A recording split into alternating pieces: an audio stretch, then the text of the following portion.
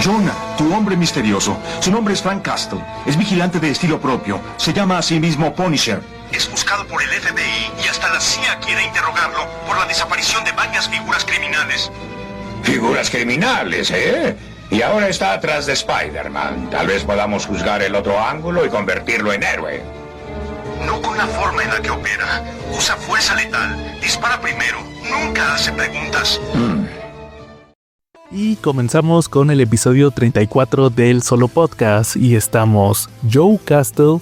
Y pues como cada semana vamos a empezar mandándole saludos a toda la CC Banda y Solo Banda en el grupo de Comentemos Cómics Cabrones, el mejor grupo para hablar de cómics en todo Facebook. Saludos a toda la CC Banda, empezando por Edsel, que esta semana no vamos a tener cápsula. Saludos Calaca, que él es bien fan de que no haya cápsula de Edsel. También saludos, como les decía, también a la Calaca y a Jafet del Calaca Podcast, el podcast de Calaca y sus amigos, que creo que próximamente van a grabar episodio, ya me estaban comentando.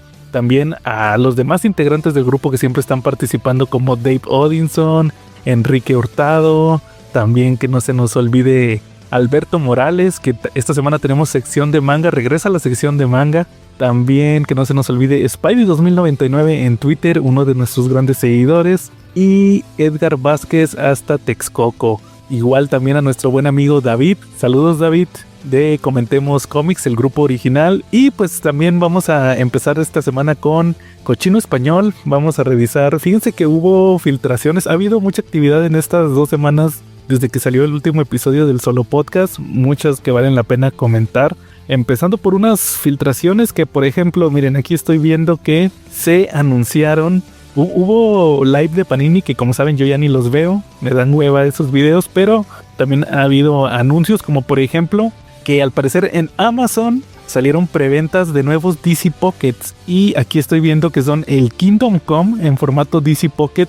Y ustedes saben, uno que pues la mera verdad no está tan de moda o en boga durante estas semanas, que es Sandman. Sandman va a salir en formato de... Se me hace que son los formatos nuevos donde son tomos dobles. Entonces me imagino que trae Preludios y Nocturnos y La Casa de Muñecas. A pesar de que Panini, cuando tuvo su último live, habían mencionado que todavía no iba a salir Sandman. Yo creo que prefirieron quedarse callados y sacarlo así sordeado por el tema de Neil Gaiman. Pero sí, ya se está anunciando este tema de Sandman.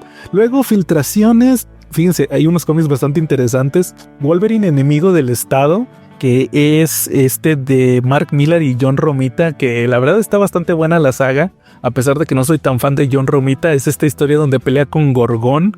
Dice que son 344 páginas, entonces me imagino que trae todos los números, ya las 2 sagas, la de Enemigo del Estado y Agente de S.H.I.E.L.D., que incluso en su momento la llegó a publicar Smash en un hardcover. Luego Strange Academy de Scotty Young continúa. Van a continuar con el Batman de Grant Morrison, específicamente la saga de The Black Globe, que es la que va después de Batman and Son. También Detective Comics, también continúa el Batman de Chip Zdarsky. Alien, la segunda miniserie, también de Philip Kennedy Johnson, bastante buena. A mí en lo personal me gusta más la primera, pero esta segunda miniserie también está bastante interesante. Esa me parece que es la que se llama Revival, si no me falla la memoria. Está bastante entretenida.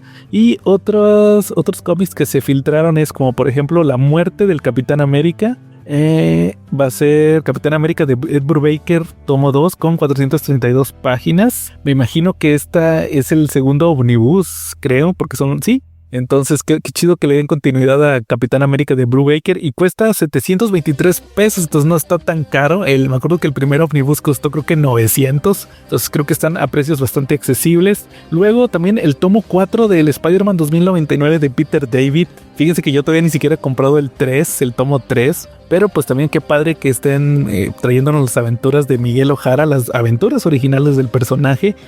De igual manera va a continuar Legends of the Dark Knight con Batman Two-Face y Batman Clayface, que son otras miniseries o arcos que tuvo el título de Legends of the Dark Knight. Y un cómic es un arco de Jeff Loeb de Superman Batman que se llama Absolute Power. Se me hace que se lo sacaron nada más por por el nombre, porque ya creo que ya van a publicar el evento tal cual de Absolute Power, el gringo. Yo creo que la próxima semana les platico, ya lo compré, ya más bien ya me llegó los números de Absolute Power en inglés, que creo que que Panini los va a vender más caros en grapa, pero bueno, habrá que esperar. Y también ayer que estoy grabando hubo live de Panini, ya saben, donde ya anuncian lo nuevo. Estos son los cómics que van a salir a partir de abril. Estas filtraciones que les mencioné ahorita van a salir en mayo. En abril ya se confirmaron varios bastante interesantes, como por ejemplo el Omnibus de Daredevil de Charles Soule, que les había dicho que no entiendo quién quiere leer eso, la verdad es bastante malo. El Punisher de Greg Rucka y Marco Checchetto, que van a ser 2 tomos en formato hardcover, que es el que les había platicado, no sé si se acuerden alguna vez que Punisher se volvía Solid Snake con un parche, lo dibuja Checchetto. Luego los New Avengers Illuminati, ¿se acuerdan que también lo platicamos en el episodio que le dedicamos a los Illuminati? Revisamos el hardcover que sacó Smash. Luego en Must Have, Guardianes de la Galaxia Vengadores Cósmicos, es el primer arco de los Guardianes de la Galaxia de Bendis, es donde está Iron Man en el equipo. Luego, esto sí me interesa, el tomo 1 de Ultimates va a traer del número 1 al número 6, que es este equipo que forma Tony Stark, que es Iron Lad, y también está el Doctor Doom del nuevo universo Ultimate, que es Reed Richards, esos personajes. Luego también el tomo de Immortal Thor, también ese me interesa bastante, de Al Ewing, la verdad ese sí también lo voy a comprar. Luego otro tomo de La Venganza de Moon Knight, otro tomo de Wolverine, un tomo de Spider-Woman que ya les había platicado el episodio anterior.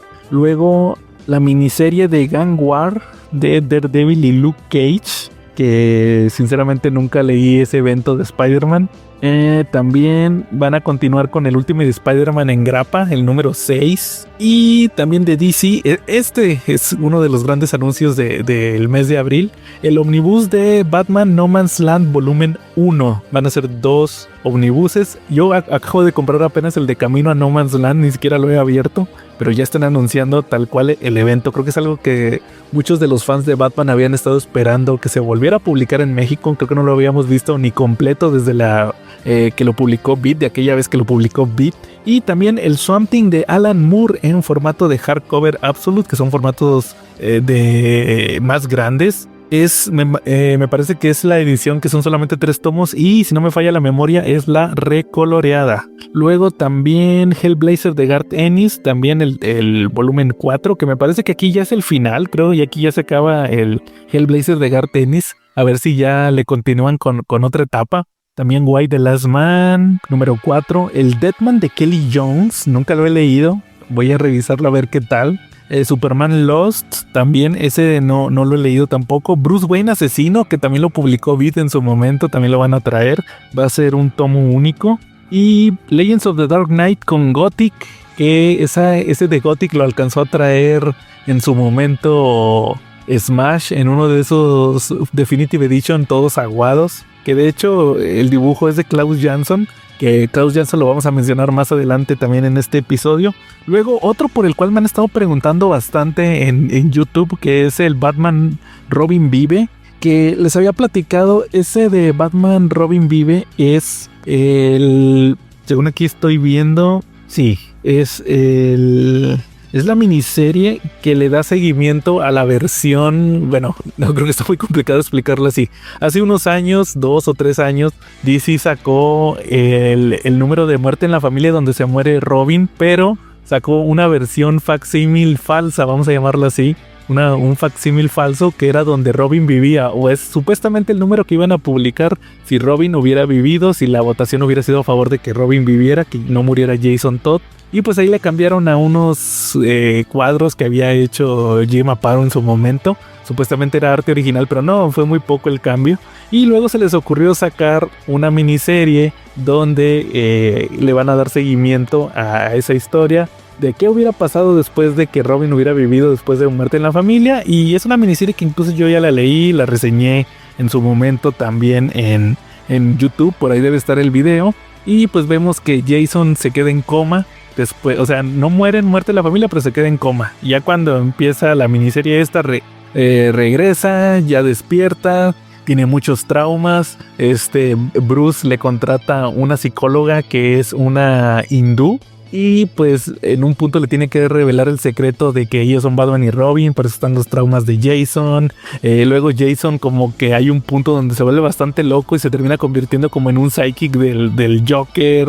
Luego Batman tiene que ir detrás de él y al final le dan un final, es como un final de Batman porque termina dejando todo para enfocarse en Jason, pero realmente no estuvo tan buena. Creo que la idea fue interesante, el hecho de darle seguimiento al final de Muerte en la Familia, pero creo que no fue el mejor cómic que pudieron haber sacado. A pesar de que lo escribió J.M. DeMatteis, creo que sí quedó pues bastante flojo ese cómic. Luego también otro de los anuncios fue la miniserie de Superman Kneel Before Zod, que fueron 3 números.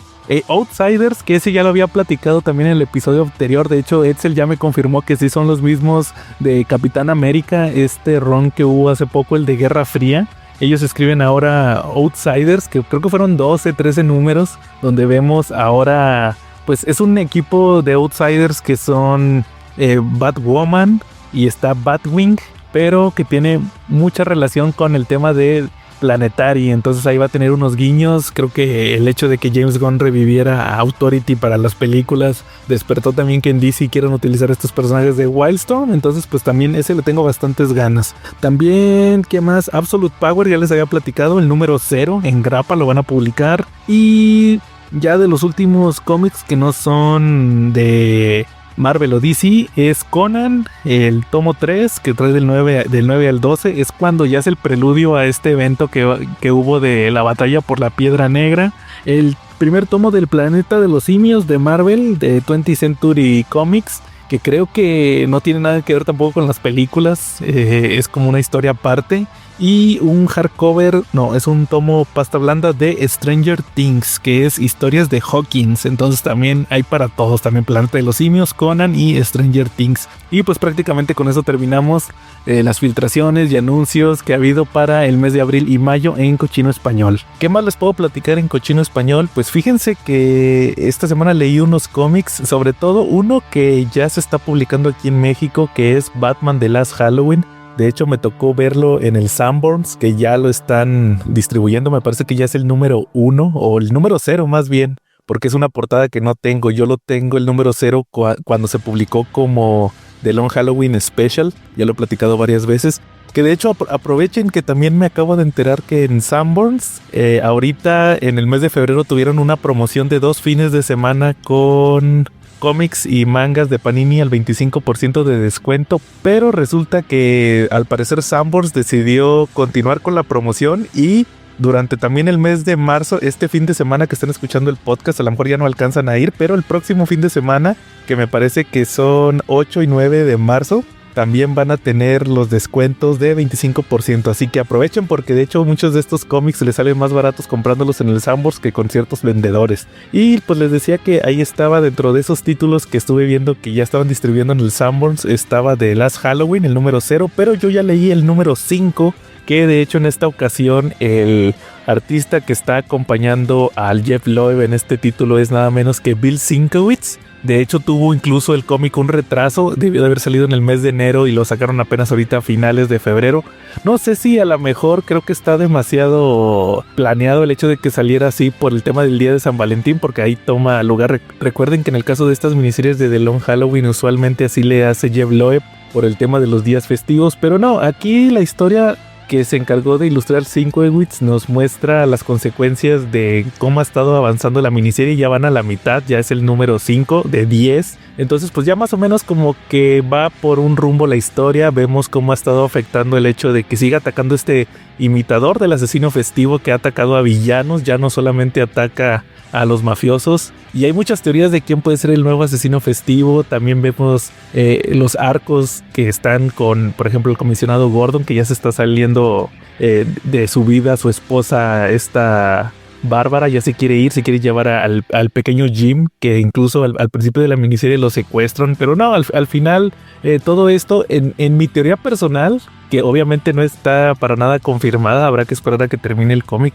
Para mí el nuevo asesino festivo es la personalidad de dos caras de Harvey Dent, no Harvey Dent, sino tal cual dos caras como la personalidad aparte. Yo siento que él es el que ha estado moviendo los hilos en esta historia y por eso fue el primer blanco, o sea, como para quitarlo de sospecha. Es algo que hace mucho Jeff Loeb, que saludos al Calaca nuevamente, que él es el que siempre tiene esa teoría con Jeff Loeb, que él siempre descarta al culpable al principio, entonces muy probablemente sí sea dos caras, pero habrá que esperar a que termine la miniserie para confirmarlo. Puede tener muchos giros. Luego también otro cómic que chequé en esta semana fue este título que originalmente no iba a comprar, pero sí me ganó la soledad, vamos a llamarlo así. Es el de Rogue de la Tierra Salvaje, esta miniserie que ha estado saliendo en Marvel. Ya llevan 2 números que le escribe Tim Seeley con una dibujante, se llama Zulema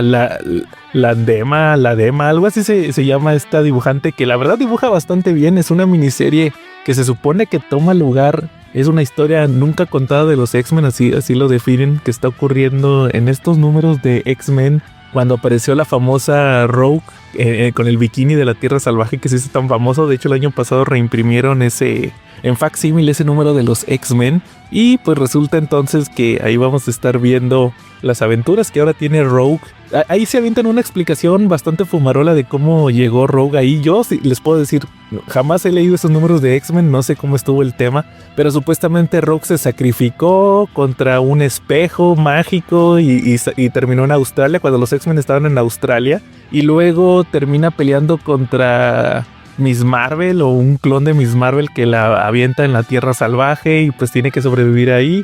Y llevaba su traje normal de Rogue, pero se fue acabando por las criaturas, los pterodáctilos, los dinosaurios que están ahí en la Tierra Salvaje, y pues terminó con su bikini, ¿verdad? El bikini que todos conocemos, sobreviviendo. Y aparte, por todo este tema del espejo, perdió sus poderes, perdió la superfuerza que le robó a la Capitana Marvel. Tiene sus poderes muy disminuidos. De hecho, ni siquiera creo que, pues en un punto supongo que lo recupera, porque pues ya cuando están los X-Men de Jim Lee, pues ya tiene otra vez esas habilidades. Entonces pues yo creo que aquí se resuelve todo o algo así. Está bastante entretenida y el arte también es muy bueno. Les digo, es un cómic palomero, chaquetero diría yo, simplemente para estar coleccionando portadas. Creo que incluso hay portadas de Scott Campbell de esta miniserie. Está haciendo su agosto en estos días Campbell con Rogue. Y pues es una miniserie más clara como una anécdota. Estoy seguro que si la llegan a publicar aquí en México va a ser en ese subsello que maneja Panini de cómo le pone Marvel Retropic o algo así, que ha estado sacando esos de X-Men Legends justamente. Entonces por ahí yo creo que pueden publicar la Rogue de la Tierra Salvaje. Les digo, solamente van 2 números, pero pues ahí va la historia. Pues se trata de que está haciendo equipo Rogue con Kazar y con Magneto para investigar un tema de que como que el ecosistema de la Tierra Salvaje se está desmoronando y están llegando ahí como conflictos entre las diversas tribus de criaturas que existen ahí. Por ahí están unos humanos, luego están también otra tribu que son como unos profundos de estos de Lovecraft, y otros que son como unos hechiceros que son como que los villanos hasta ahorita es lo que han presentado, y otra tribu que tiene mucha tecnología. Entonces más o menos como por ahí va esta miniserie de Rogue de la Tierra Salvaje. Ya cuando termine pues igual les platico qué tal termina.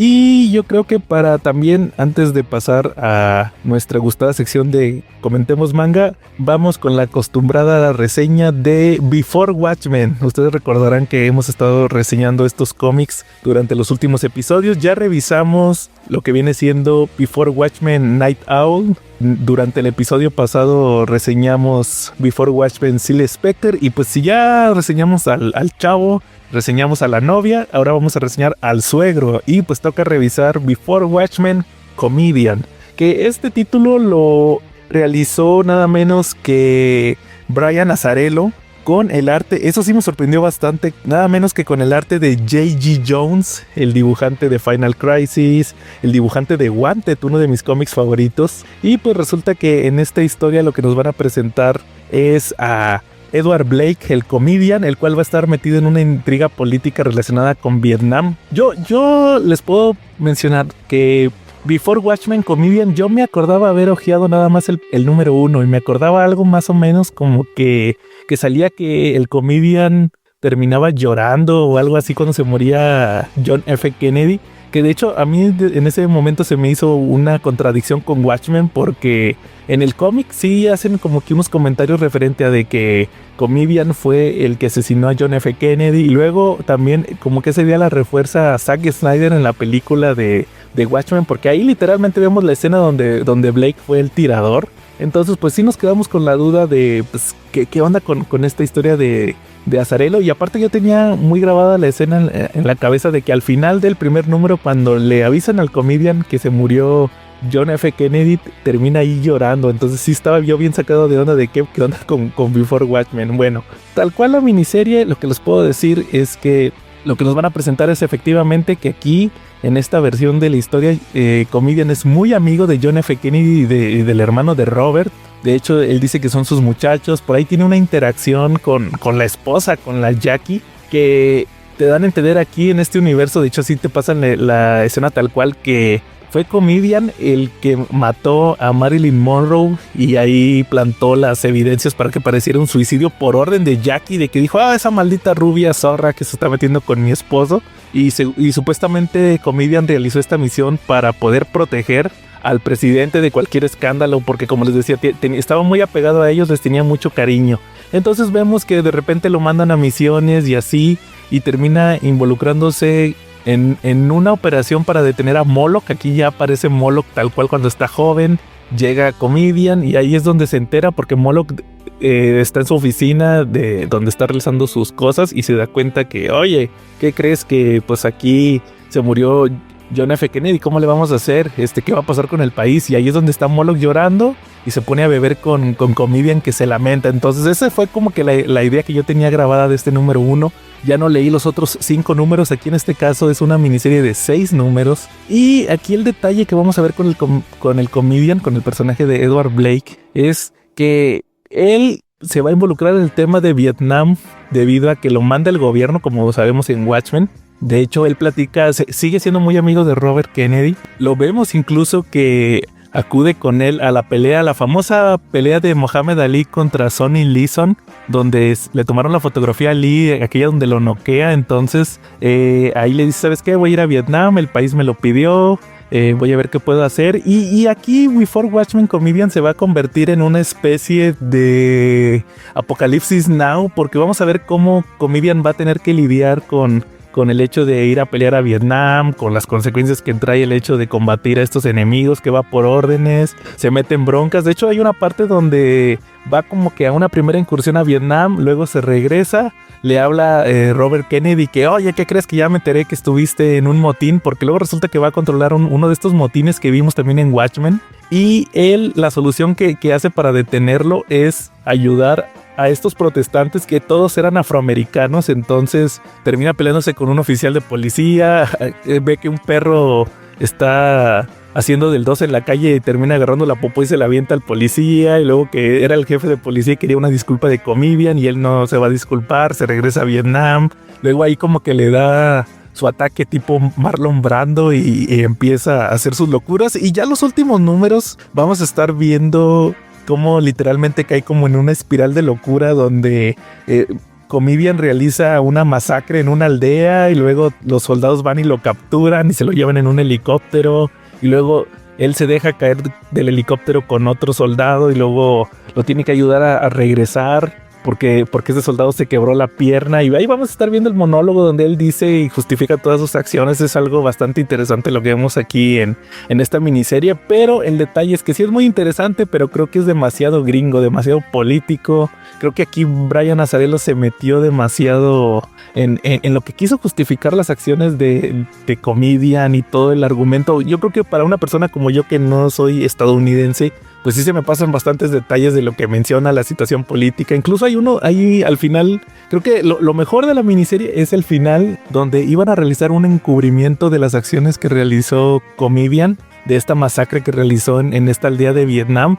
Le terminan avisando a Robert Kennedy, sí se entera, y luego le dice a Blake, se reúne con él en una escena muy parecida a la de cuando Blake llegó con Moloch, cuando llegó todo ebrio. Y aquí Robert Kennedy, que ya está como candidato presidencial de Estados Unidos, pues ahí dice que, ¿sabes qué? Pues ya me enteré y discúlpame, pero mi estilo de política va a ser diferente y voy a tener que confesar que hiciste todo esto, a lo cual el mismo personaje de Blake le dice, no está bien, somos amigos y tú eres de mis muchachos igual que tu hermano, entonces pues no te preocupes, yo te voy a apoyar con la confesión, y si tengo que pasar tiempo en la cárcel lo voy a pasar, así como que te quieren hacer ver a un comedian bastante noble, para que al final resulta que ahí tiene un giro bastante bueno, donde pues no se le hizo a Robert Kennedy, porque ahí lo juntan con la realidad, donde él murió en un atentado. Entonces ahí mencionan que incluso Blake sabía que iba a haber un atentado, el FBI lo sabía y Blake no lo detuvo, incluso él fue el que mató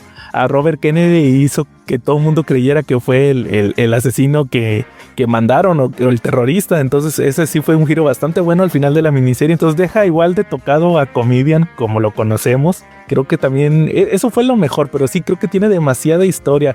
En el caso del arte de J.G. Jones, sí se avienta muy buenas escenas con la guerra de Vietnam y todo eso. Realmente fue una miniserie que disfruté en el tema del arte y en los temas que tocó, pero en el caso del guión de Azzarello creo que sí está bastante denso. Igual creo que pudieron haber sido 4 números con Comedian, pero sí, demasiados números y demasiado política. Así que pues esperemos y las otras miniseries que no recuerdo también o las que no he leído, pues vayan por mejor camino. Y pues como ven, si ahora sí pasamos a comentemos manga. Y pasando a su gustada sección de los monitos chinos, primero quiero empezar esta parte del podcast leyéndoles algunos comentarios de los escuchas. Primero vamos a empezar con el buen Edgar Vázquez, que siempre nos escribe desde Texcoco, el cual nos estuvo comentando el episodio de justamente el de los animes que me marcaron, y aquí nos menciona él. Dice, quería comentar en la publicación del episodio pasado, este se refiere a que porque ahorita Facebook nos divide los episodios en reels, como ellos los llaman, en fragmentos, entonces está medio cañón a veces encontrar el episodio original, y dice, como dijiste, ya no estás chavo, igual que yo. Se refiere cuando mencioné que luego me canso algo de los animes actuales, por lo mismo de que ya he visto muchos y luego de repente salen con lo mismo en varias series.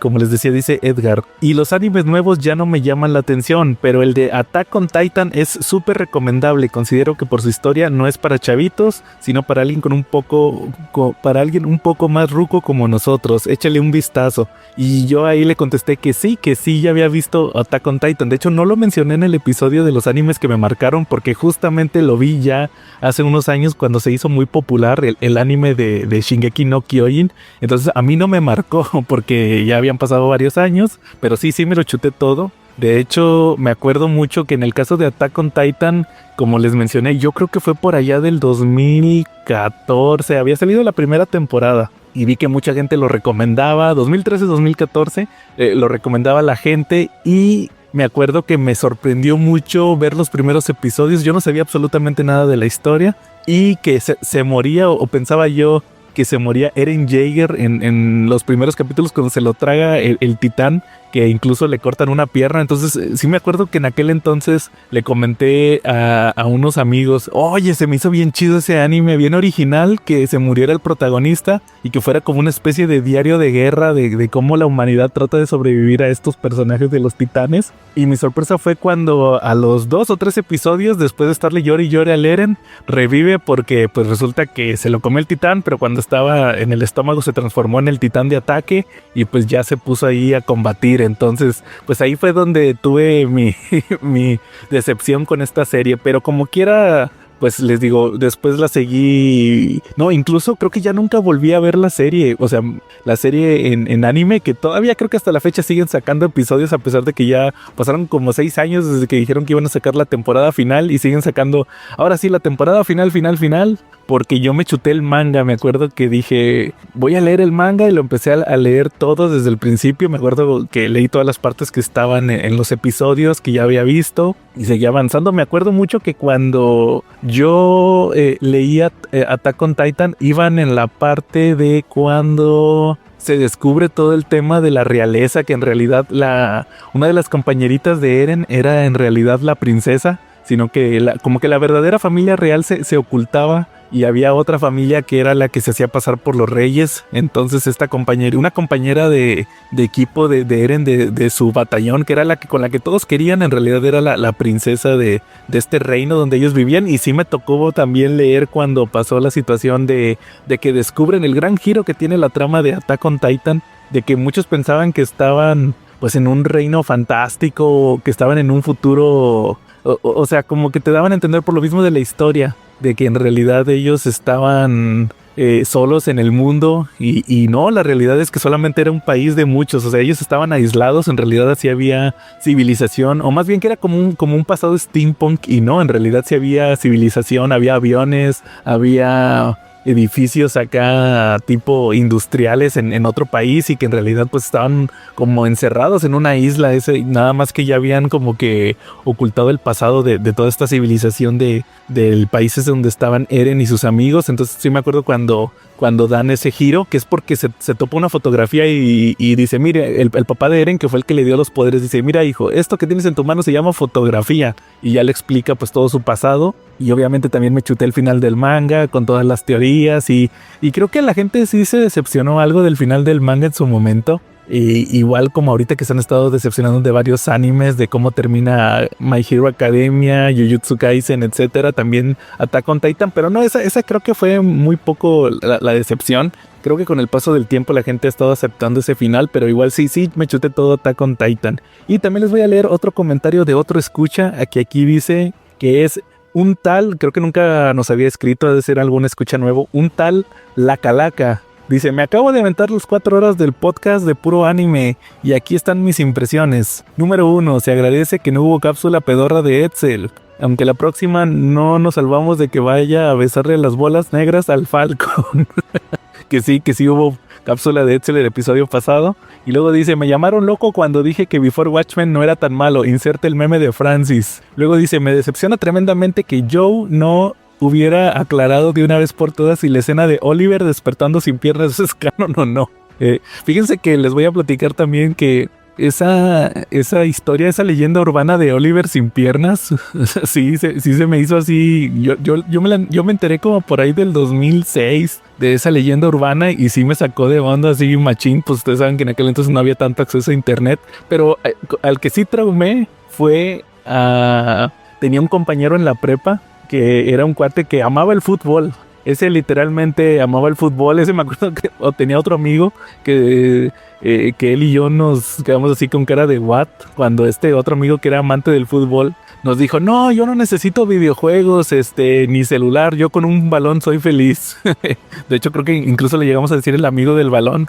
Y ese sí se traumó cuando le conté la leyenda urbana del Oliver sin piernas, porque pues como era bien fanático del fútbol, era fanático de los supercampeones, y así quedó.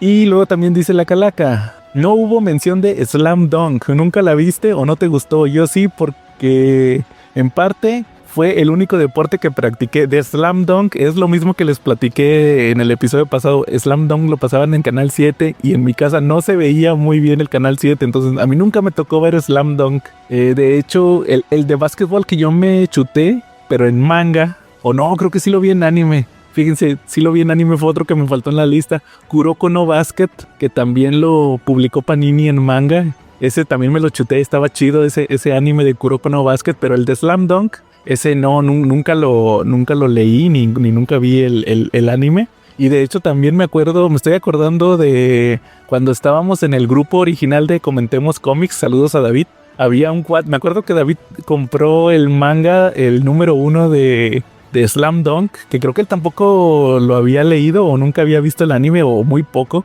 y compró el primer tomo, lo leyó, hizo su reseña, sus impresiones, y me acuerdo que ahí en el grupo en aquel entonces había un otaku que nos discutía todo lo que decíamos de sus animes, ahora sí que de los animes que lo marcaron, ¿va? O sea, el vato empezó, no, es que no entendiste Slam Dunk y que Slam Dunk representa esto y representa aquello y debiste de haberlo leído completo para entenderle. Se clavaba bien machín con ese tipo de comentarios. Y también me acuerdo que leyó otro, no me acuerdo si fue Lone Wolf and Cub u otro de samuráis, no me acuerdo cómo se llama el otro, Vagabond o algo así, no me acuerdo cuál fue uno de esos dos u otro similar de samuráis, y David igual lo reseñó y hizo sus comentarios y volvió a llegar el mismo otaku a quejarse de, es que no entendiste este anime porque representa tal, bien clavado el vato, bien ofendido por nomás porque no succionaban ese anime o manga que le había gustado tanto, bien clavado, ¿eh? Por eso luego se quejan de los otakus, sí.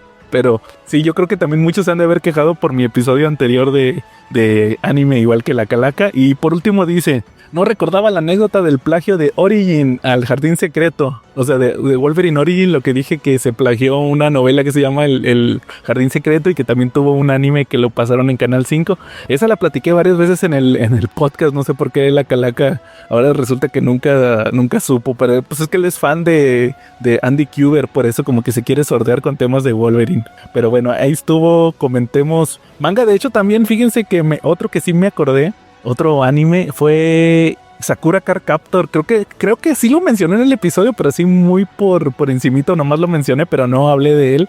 Ese fue otro que también me marcó, me acuerdo mucho que también fue otro de esos animes que les platiqué que lo conocí por cable una vez que fui con unos tíos que tenían cable y me tocó ver ya me lo habían platicado mis amigos y ahí me tocó ver un episodio de la serie, pero luego ya la vi tal cual hasta que estuvo en Canal 5. De hecho, hace poquito compré el manga tal cual de Sakura Card Captor. Creo que solamente me falta un tomo como el 2 o 3, por eso no lo he leído para no detenerme. De hecho, también lo quise conseguir les voy a platicar, el fin de semana fui a la Friki Plaza aquí de Monterrey porque fui a conseguir unas piezas para una computadora, que de hecho ya no venden nada de computadoras, venden puras cosas de celular. Y dije, bueno, pues no voy a desperdiciar la vuelta, voy a pasar a la Kamitienda o tienda Kamite, donde tienen el manga de Sakura Card Captor, que ellos son los que lo publican. Y dije, de una vez voy a comprar el tomo que me falta y voy a comprar el número 1 del Hombre Radioactivo, que también han estado ya publicitando que ya lo tienen a la subventa, y resulta que no encontré la Kamitienda, se me hace que ya hasta incluso cerró y ni han avisado esos de Kamite. Entonces si alguien sabe dónde está la Kamitienda de Monterrey, avíseme, o mejor me espero a la Combe cuando voy a ir a la firma de David Lloyd para ya comprar esos tomos. Pero sí, Sakura Card Captor fue también otra serie que me gustó. Creo que es la única serie que he leído de ese grupo de mangakas, las Clamp. Y pues es una historia padre, yo creo que no es para todos, porque es una serie que pues tiene aventura, pero como es de chicas, pues no tiene mucha violencia y pues tiene muchos valores. Creo que es una historia bastante entretenida y que tiene muchas cosas en qué pensar. Y pues igual luego les platico cuando ya lea el manga de Sakura. Y pues después de esto, ¿cómo ven si pasamos también a las películas de terror? Porque también quiero comentarles algo en Comentemos Terror Cabrones Forever.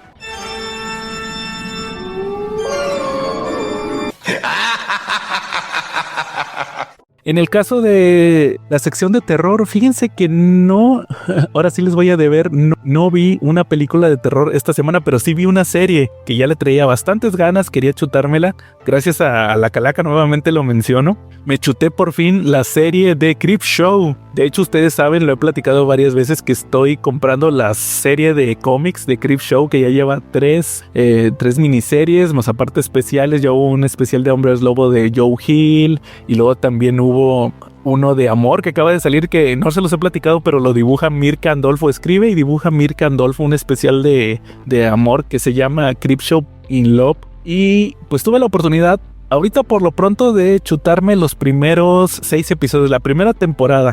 Esta serie de Creepshow, me acuerdo que la quise ver cuando salió en Paramount, en el Paramount Channel. La pasaban por ahí de las 11, 12 de la noche. Pero el detalle, me acuerdo que no la vi porque resulta que la pasaban en español. Traía un doblaje así como argentino, de ese doblaje neutro que no me gusta nada, y pues no le podía cambiar el idioma inglés. Creo que ese fue el detalle, que no lo podía poner en inglés. Entonces pues realmente no lo vi. Luego me acuerdo que en el podcast llegamos a platicar de una de las historias que ahorita se los voy a platicar, y fue creo que el único acercamiento que tuve con la serie de Creepshow. Y aparte en internet no la conseguía, solamente conseguía la temporada 1. Y el año pasado conseguí una suscripción gratis de Paramount, ¿qué es? Paramount Plus, de un mes. Y yo bien emocionado dije, ya por fin voy a ver Creepshow. Y nada, resultó que ya la habían quitado. Entonces nunca supe dónde verla hasta hace poco. Pero el chiste es que ya pude ver la primera temporada. Los primeros 6 capítulos son episodios de 40 minutos. Cada uno cuenta 2 historias de terror. Y pues tienen todo el estilo que manejaban en la película, donde aparece el Creep, este personaje que es muy parecido al guardián de la cripta y que él trae el cómic. De hecho trae el mismo cómic o muy parecido al que vemos en la película original. Y las historias pues se me hicieron muy entretenidas. A mí lo que me sorprendió mucho es que, por ejemplo, en el primer episodio tiran la casa por la ventana, porque la primera historia es una adaptación de Stephen King, que es una historia que se llama Grey Matter, que es muy estilo Lovecraft. Habla sobre un pueblo de Maine, que creo que sí mencionan que es de Maine, donde está lloviendo, va a caer un huracán, está todo lleno de moho y de hongos. Entonces luego vemos la historia de un hombre que se convierte en una especie de hombre hongo, pero así diabólico, muy al estilo de Lovecraft. Y lo chistoso aquí es que aparecen Giancarlo Esposito y también sale este cuate Toby Bell, el Jigsaw. Entonces por eso les decía que tiran la casa por la ventana. Y luego me enteré también que en esa historia se llama Adrienne Barbeau, que es la protagonista de la película de The Fog, La Niebla, la de John Carpenter, la de los 80s, que les platiqué el año pasado en Comentemos Terror Cabrones, que a mí no me gustó. Esa película me decepcionó un tanto, la historia de John Carpenter.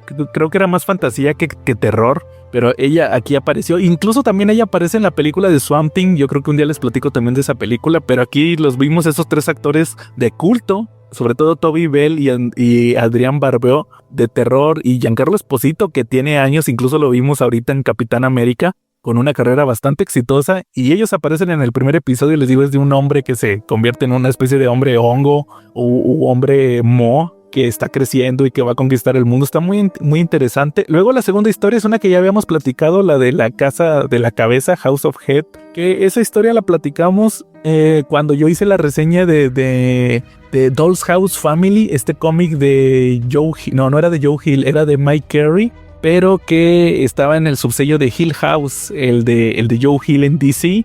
Esa pues se me hizo muy chida la historia también, desde la primera vez que la vi.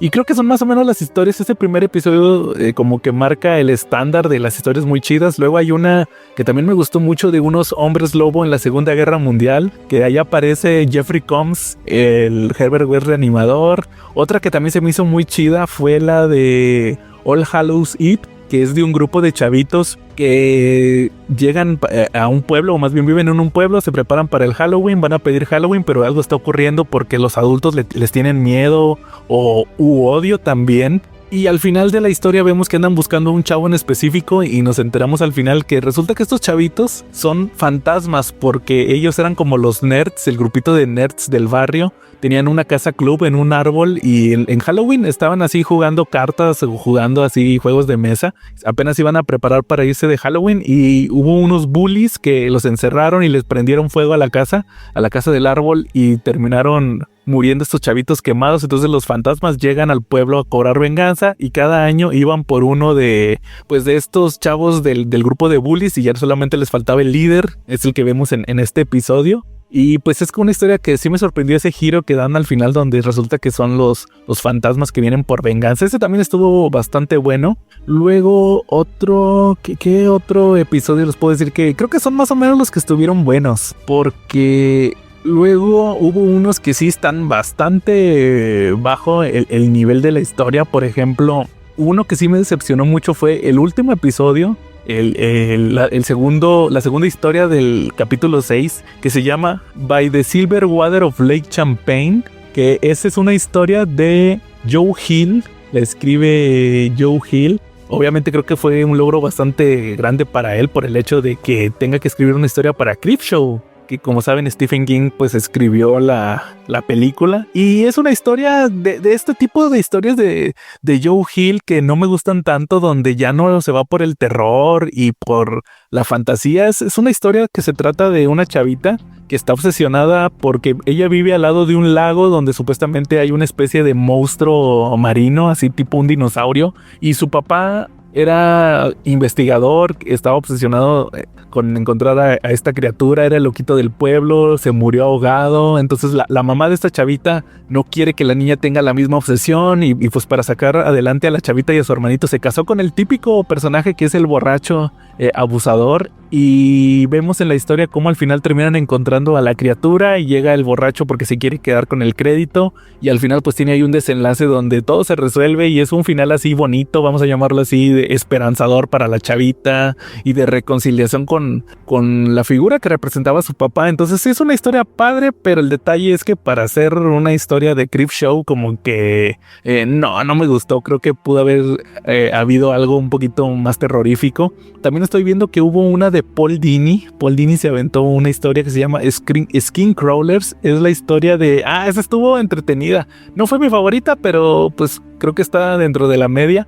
Es de un cuate gordito que descubre que todos sus amigos gorditos o gente que conocía están siguiendo un tratamiento donde supuestamente les ponen un gusano sin albur, lo introducen en su cuerpo por la boca, o sea, como que se tienen que tragar un gusano especial que se empieza a comer la grasa de su cuerpo y ya todos están delgados. Entonces la gente lo quiere convencer para que él también tenga el tratamiento, pero él no quiere, y luego ahí le dan un giro con el hecho de que hay un eclipse solar y eso afecta a todas las criaturas. Hay como un estudio científico donde ciertas criaturas sufren cambios de su estado o de su carácter por los eclipses. Entonces también esto afectaba a estos gusanos especiales para bajar de peso.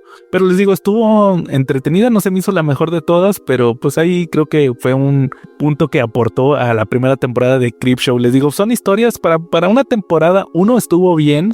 Tuvo sus momentos altos, sus momentos más o menos, como esta historia de Joe Hill. Y pues conforme vaya avanzando ahí les voy a platicar qué siguió ya con las otras historias de la temporada 2. Creo que también hay unos especiales animados. Esos creo que sí los vi en Paramount, al menos uno de unos zombies, creo que un circo de zombies o algo así. Entonces pues ahí estén al pendiente que les voy a estar platicando de Creepshow en siguientes episodios. Y pues como ven, si ahorita ya pasamos a las carillauturas para regresar al tema principal. El ejército pensó que el experimento fue un fracaso, que su droga no funcionó. Pero en muy poco tiempo te convertiste en... Deathstroke. ¿Dónde está mi hijo? Quiero a Joseph. Te unirás a Hyde, o mis hombres deberán cortar la garganta de Joseph aquí y ahora. Nunca le des a un asesino a sueldo. La respuesta es no. Una razón para trabajar gratis.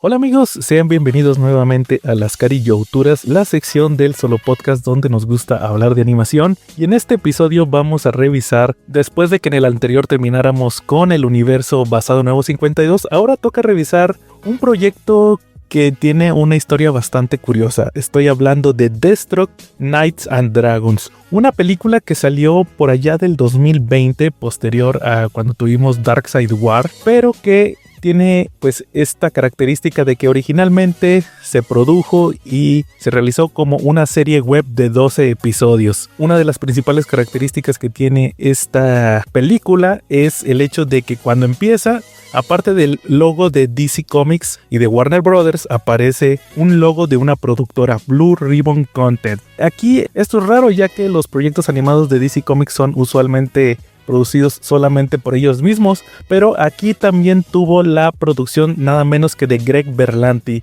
el productor encargado de en aquel entonces de el Arrowverse en la cadena CW.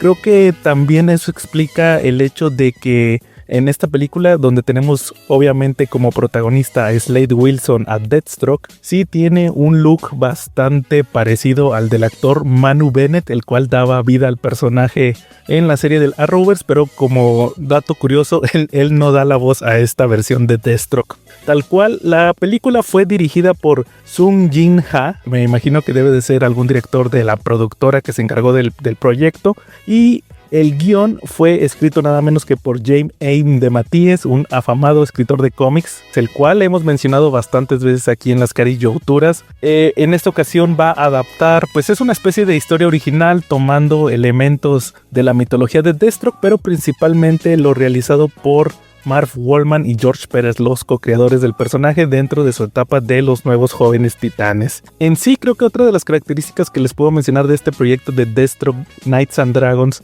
es el hecho de que tiene un elenco de voces bastante reducido.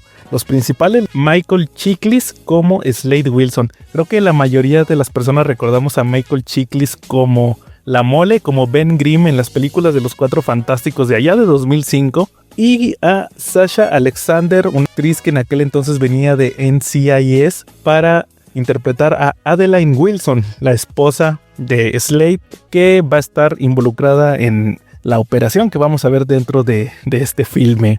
Tal cual, Deathstroke Knights and Dragons va a comenzar con una especie de origen del personaje, un origen que se inspira en lo que todos conocimos en aquel arco de Judas Contract de los nuevos jóvenes titanes. Aquí nos presentan en un principio a Slade Wilson, el cual está casado con Adeline, la cual fue su comandante en el ejército. Vemos cómo ahora tienen una vida de civil, o eso es lo que ella cree, ya que Slade se desempeña como mercenario, tal cual ya está operando como Deathstroke. Le oculta esta información a su familia y pues vemos que realiza una operación donde termina involucrándose con un país sudamericano.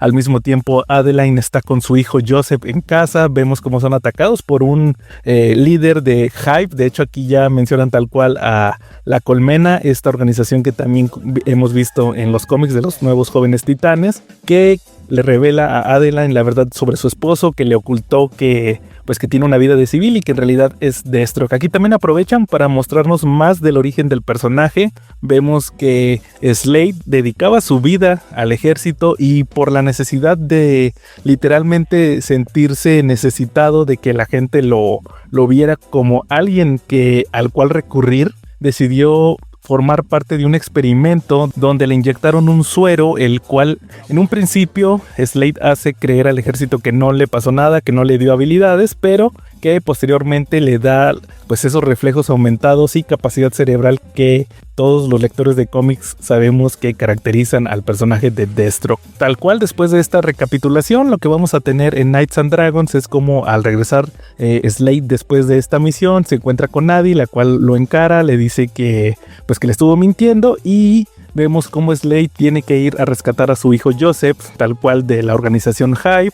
Vemos cómo confronta a Bronze Tiger y a otro personaje para al final sí poder rescatar a su hijo, pero con el daño colateral de que pierde la voz ya que resulta herido por un cuchillo. Después de esto ya vamos a pasar a 10 años en el futuro, en el presente actual, donde Slade se sigue desempeñando como Deathstroke, cumpliendo misiones como un asesino a sueldo, cuando la amenaza de Hive va a regresar ahora como un personaje que identificamos como la reina. Esta nueva reina secuestra a Joseph. Adeline tiene que recurrir a Slade para que pueda rescatar a su hijo y esto nos va a llevar a una misión que va a llevar el personaje, que lo va a involucrar con personajes ya conocidos del universo de DC Comics como Lady Shiva. También vemos nuevamente a Bronze Tiger y después de un enfrentamiento donde se revela que la reina es en realidad Rose, la hija de Slade que tuvo con otra pareja en una infidelidad que le tuvo a Adeline.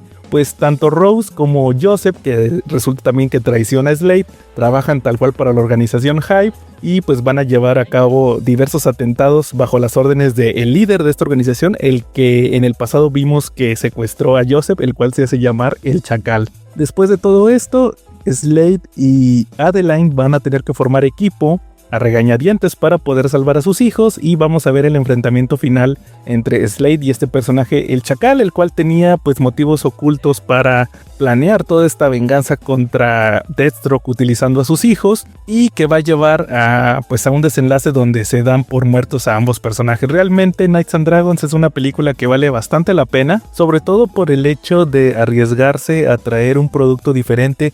Entiendo el por qué se quiso manejar originalmente como una serie web donde nos mostraran de una forma un tanto más libre, que a diferencia de las películas convencionales de DC Comics, a Deathstroke en todo su esplendor, con toda esta violencia que lo caracteriza, que no sé si ya les había comentado en un principio, esta película es clasificación R, tiene bastantes peleas, bastante sangre, balazos, groserías, entonces le aplaudo a DC Comics el hecho de arriesgarse con esto. y poder ver tal cual a Slade Wilson como siempre lo habíamos querido ver en un live action que jamás se hizo. Regresando al tema de la animación, también les he de mencionar que tiene un estilo que se agradece que no sea igual al que también vimos en proyectos anteriores, como estas películas basadas en Nuevo 52 o en otros proyectos como Red Son o Gotham by Gaslight. No, aquí creo que tiene un estilo de animación bastante único, también tirándole mucho al cartoon, que creo que hace un buen contraste en el hecho de mostrarnos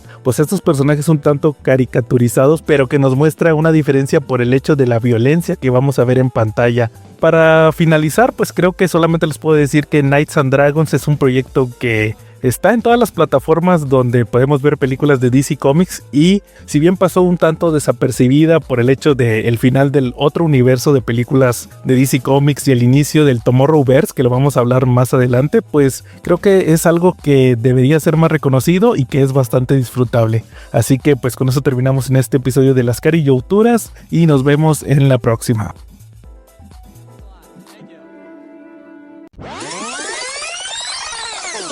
El tema que escogí para este episodio les puedo comentar que fue uno que surgió muy espontáneo debido a una anécdota muy chistosa, pero que también tiene que ver con el hecho de que estaba revisando los temas que tengo para este año y me percaté que tenía mucho DC o mucho Alan Moore. Entonces ahí pensé como que no tengo muchas ganas que el solo podcast se centre solamente, o que la gente diga es que es un podcast para los fanáticos de DC o para los fanáticos de Alan Moore. Entonces voy a estar ahí campechaneando los temas, y pues dije, ¿por qué no lanzar para el siguiente episodio si ya tuvimos, por ejemplo, este que les platiqué hace poco del Superman de Alan Moore? Y luego tuvimos el Día de los Enamorados. Entonces dije, pues vamos a hablar de Marvel, creo que vale la pena. Iba a traer otro tema también de Image, pero luego dije, no, mejor primero el de Marvel. Además de que creo que los tiempos se acomodan, sobre todo por unos cómics que se van a publicar en México. Y platicando con mi buen amigo Calaca, saludos Calaca, estaba platicando con él justamente de que Panini se estaba filtrando que iban a publicar un tomo de Punisher, sobre todo por el hecho de que ya la próxima semana sale la serie de Daredevil y que ahí va a salir nuevamente el Punisher de John Bertal. Entonces lo curioso es que este tomo que anunció Panini va a ser un hardcover que va a traer los primeros 7 números del primer volumen de Punisher, o más bien del primer ongoing de la primera serie regular. Estos cómics los escribió Mike Baron y con el arte de Klaus Jansson. Creo que ya lo había platicado también en la sección de Cochino Español con las filtraciones y todo eso. Incluso creo que les llegué a mencionar que estaba muy emocionado de que se publicaran estos cómics y que iba a ser una compra segura. Entonces, platicándolo con Calaca, que me voy acordando, espérate, son los primeros números de Punisher, entonces ya los tengo. Y sí, resultó que ya los tenía, porque yo tengo un tomo en inglés que ustedes lo pudieron ver en la foto que publiqué sobre el tema de este episodio, del tomo en inglés de Epic Collection de Punisher, que es el que tiene de nombre Circle of Blood, el círculo de sangre, que este tomo que yo tengo tiene la primera miniserie de Punisher, que fueron 5 números, la de 1986. Los primeros 10 números del Punisher de 1987, de ya la serie regular que les digo que Panini va a publicar los primeros 7 números. Un número de Daredevil que es el 257 y una novela gráfica que es Punisher Assassin Guild. Pero dije, pues tengo ganas de hablar de Punisher, creo que es un personaje que hemos hablado muy poco. Sí recuerdo que tuvimos un episodio, creo que era por ahí del 70 y tantos el episodio de Punisher, no lo volvimos a tocar en varios años. Y dije, pues tengo ganas de releer este cómic de Circle of Blood, sobre todo porque también lo platiqué en otro episodio, el de los Santos Griales, que por muchos años este cómic fue mi santo grial. No porque sea muy fan de Punisher, sino por varios elementos, como por ejemplo, recuerdo mucho que ya hace muchos años, cuando yo bajaba los cómics de internet porque no se conseguían, creo que también platiqué eso en el episodio de Santos Griales, leí esta primera miniserie que dibujó Mike Zeck. Y en aquel entonces yo era muy fan de Mike Zeck porque acababa de leer el Kraven's Last Hunt. Entonces dije, órale, qué chido que se haya inventado el mismo dibujante, y también es el dibujante de Secret Wars. Entonces era un cómic que yo quería leer en físico, coleccionarlo. Me gustaba mucho el número 1, que es el número de donde está la prisión. Y también estaba esa curiosidad de que cuando Beat lo lanzó, que fue la serie de Punisher, que era para mayores de 18 años, y luego también creo que lo regalaban, el primer número de Punisher lo regalaban, venía de regalo en en Superman o en Batman, no recuerdo muy bien. Entonces pues ya se imaginarán otra de las quejas que siempre he tenido sobre los cómics en español, de que los cómics de Beat luego los quieren vender a precios exorbitantes porque ya son cómics viejos. Entonces por muchos años este tomo se volvió mi santo grial hasta que empezó Marvel a publicar los Epic Collections, y ahorita que ya es bien común que lo saquen, de hecho saquen como 3 o 4 al mes, antes era uno cada 2 o 3 meses, entonces esto me favoreció mucho para que yo lo consiguiera. Y sí les he de confesar, tiene ya tiempo que no he vuelto a leer Circle of Blood, y creo que con esta releída que le di ahorita le encontré muchas cosas, no recordaba varias de ellas que creo que hicieron que me gustara bastante esta miniserie, y creo que ha envejecido bastante bien. No le encuentro un punto flaco a esta historia que se aventaron. Como les decía, en el dibujo fue Mike Zeck, pero el guión fue nada menos que Stephen Grant. Punisher, la primera miniserie, 5 números, que tiene también la curiosidad de que si ustedes checan los primeros 4 números, estos dicen que es una miniserie de solamente 4 números, pero luego sí hubo uno extra, un 5º número que fue el que cerró ya la historia, que de hecho ni siquiera lo dibuja Mike Zeck, lo dibuja Joe Duffy. Entonces no sé, nunca me he puesto a investigar por qué pasó esta situación, si a lo mejor... Yo siento que el final del número 4, del final de esta miniserie, hubiera quedado perfecto para luego lanzar ya un título regular con un status quo, que ahorita lo voy a mencionar,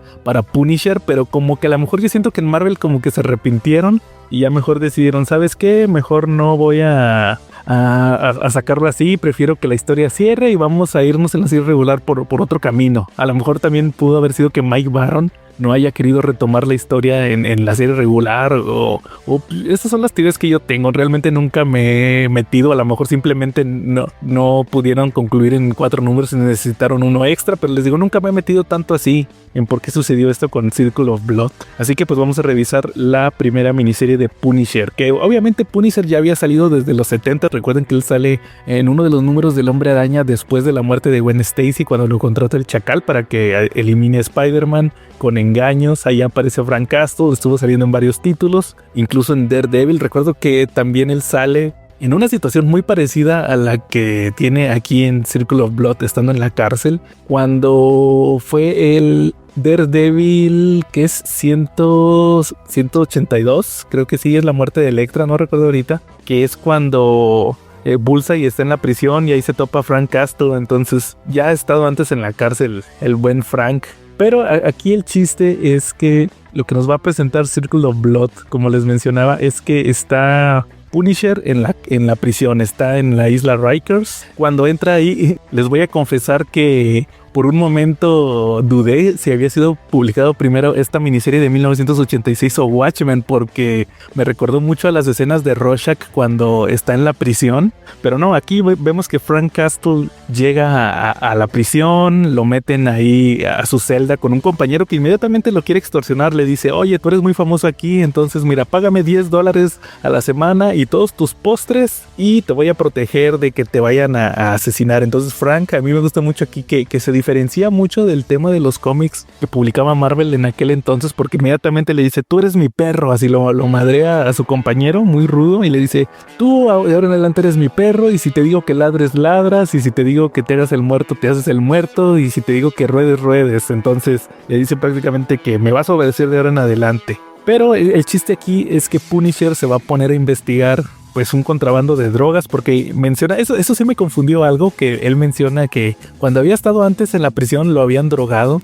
Entonces anda investigando quién es el que maneja el tema de las drogas aquí en la prisión, y pues obviamente esto lo lleva al responsable, que es nada menos que su enemigo Jigsaw, el cual también está aquí en la isla Rikers, y de hecho ya tiene ahí una banda de prisioneros que están listos para atacarlo. Se arma ahí la batalla contra este ejército personal de Jigsaw, pero Frank logra salir adelante, se los llega a madrear a todos. De hecho hasta le quiebra una botella en la mano a Jigsaw. Jigsaw quería con una botella rota desfigurarle el rostro a Frank, pero él logra zafarse de todo esto. Y después de esto vemos que llega otro personaje que es el padrino de ahí de la prisión, el típico gángster italiano que aquí no se rompieron la cabeza. Es Don Cervello, que se le conoce como The Brain, el cerebro, ¿verdad? Entonces él tiene un plan. De hecho, hasta Frank le dice, sí, ya conozco tu plan, tú quieres hacer una fuga. Entonces ahí lo que vamos a ver es que Frank hace que lo unan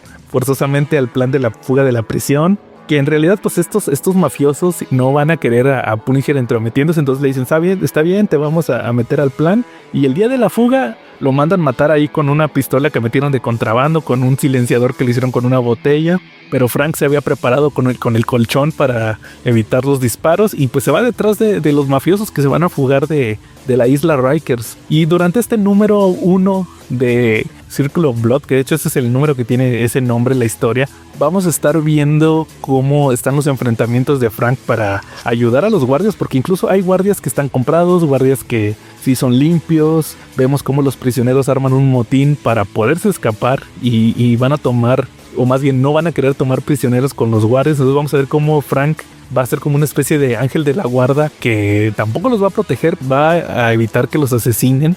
Pero aquí la curiosidad es que cuando empieza el número 1 tenemos una escena donde el alcaide de la prisión está viendo los orígenes de Punisher. De hecho, esto también sirve como una especie de presentación del personaje, solamente dos páginas, o una página y media más bien, donde vamos a estar viendo pues el origen de Frank Castle. El ayudante del alcaide le está leyendo el expediente que tiene de Frank. Obviamente es una presentación también para los nuevos lectores, donde aquí mencionan pues que fue, bueno, aquí como estamos en 1986, Vietnam no está tan lejos, entonces mencionan que fue combatiente de Vietnam, que su familia murió debido a un enfrentamiento y que él se volvió, pues lo que todos sabemos, se volvió el cazador de criminales, el hombre que tiene una guerra contra el crimen, una guerra de un solo hombre, todo lo que sabemos de este personaje.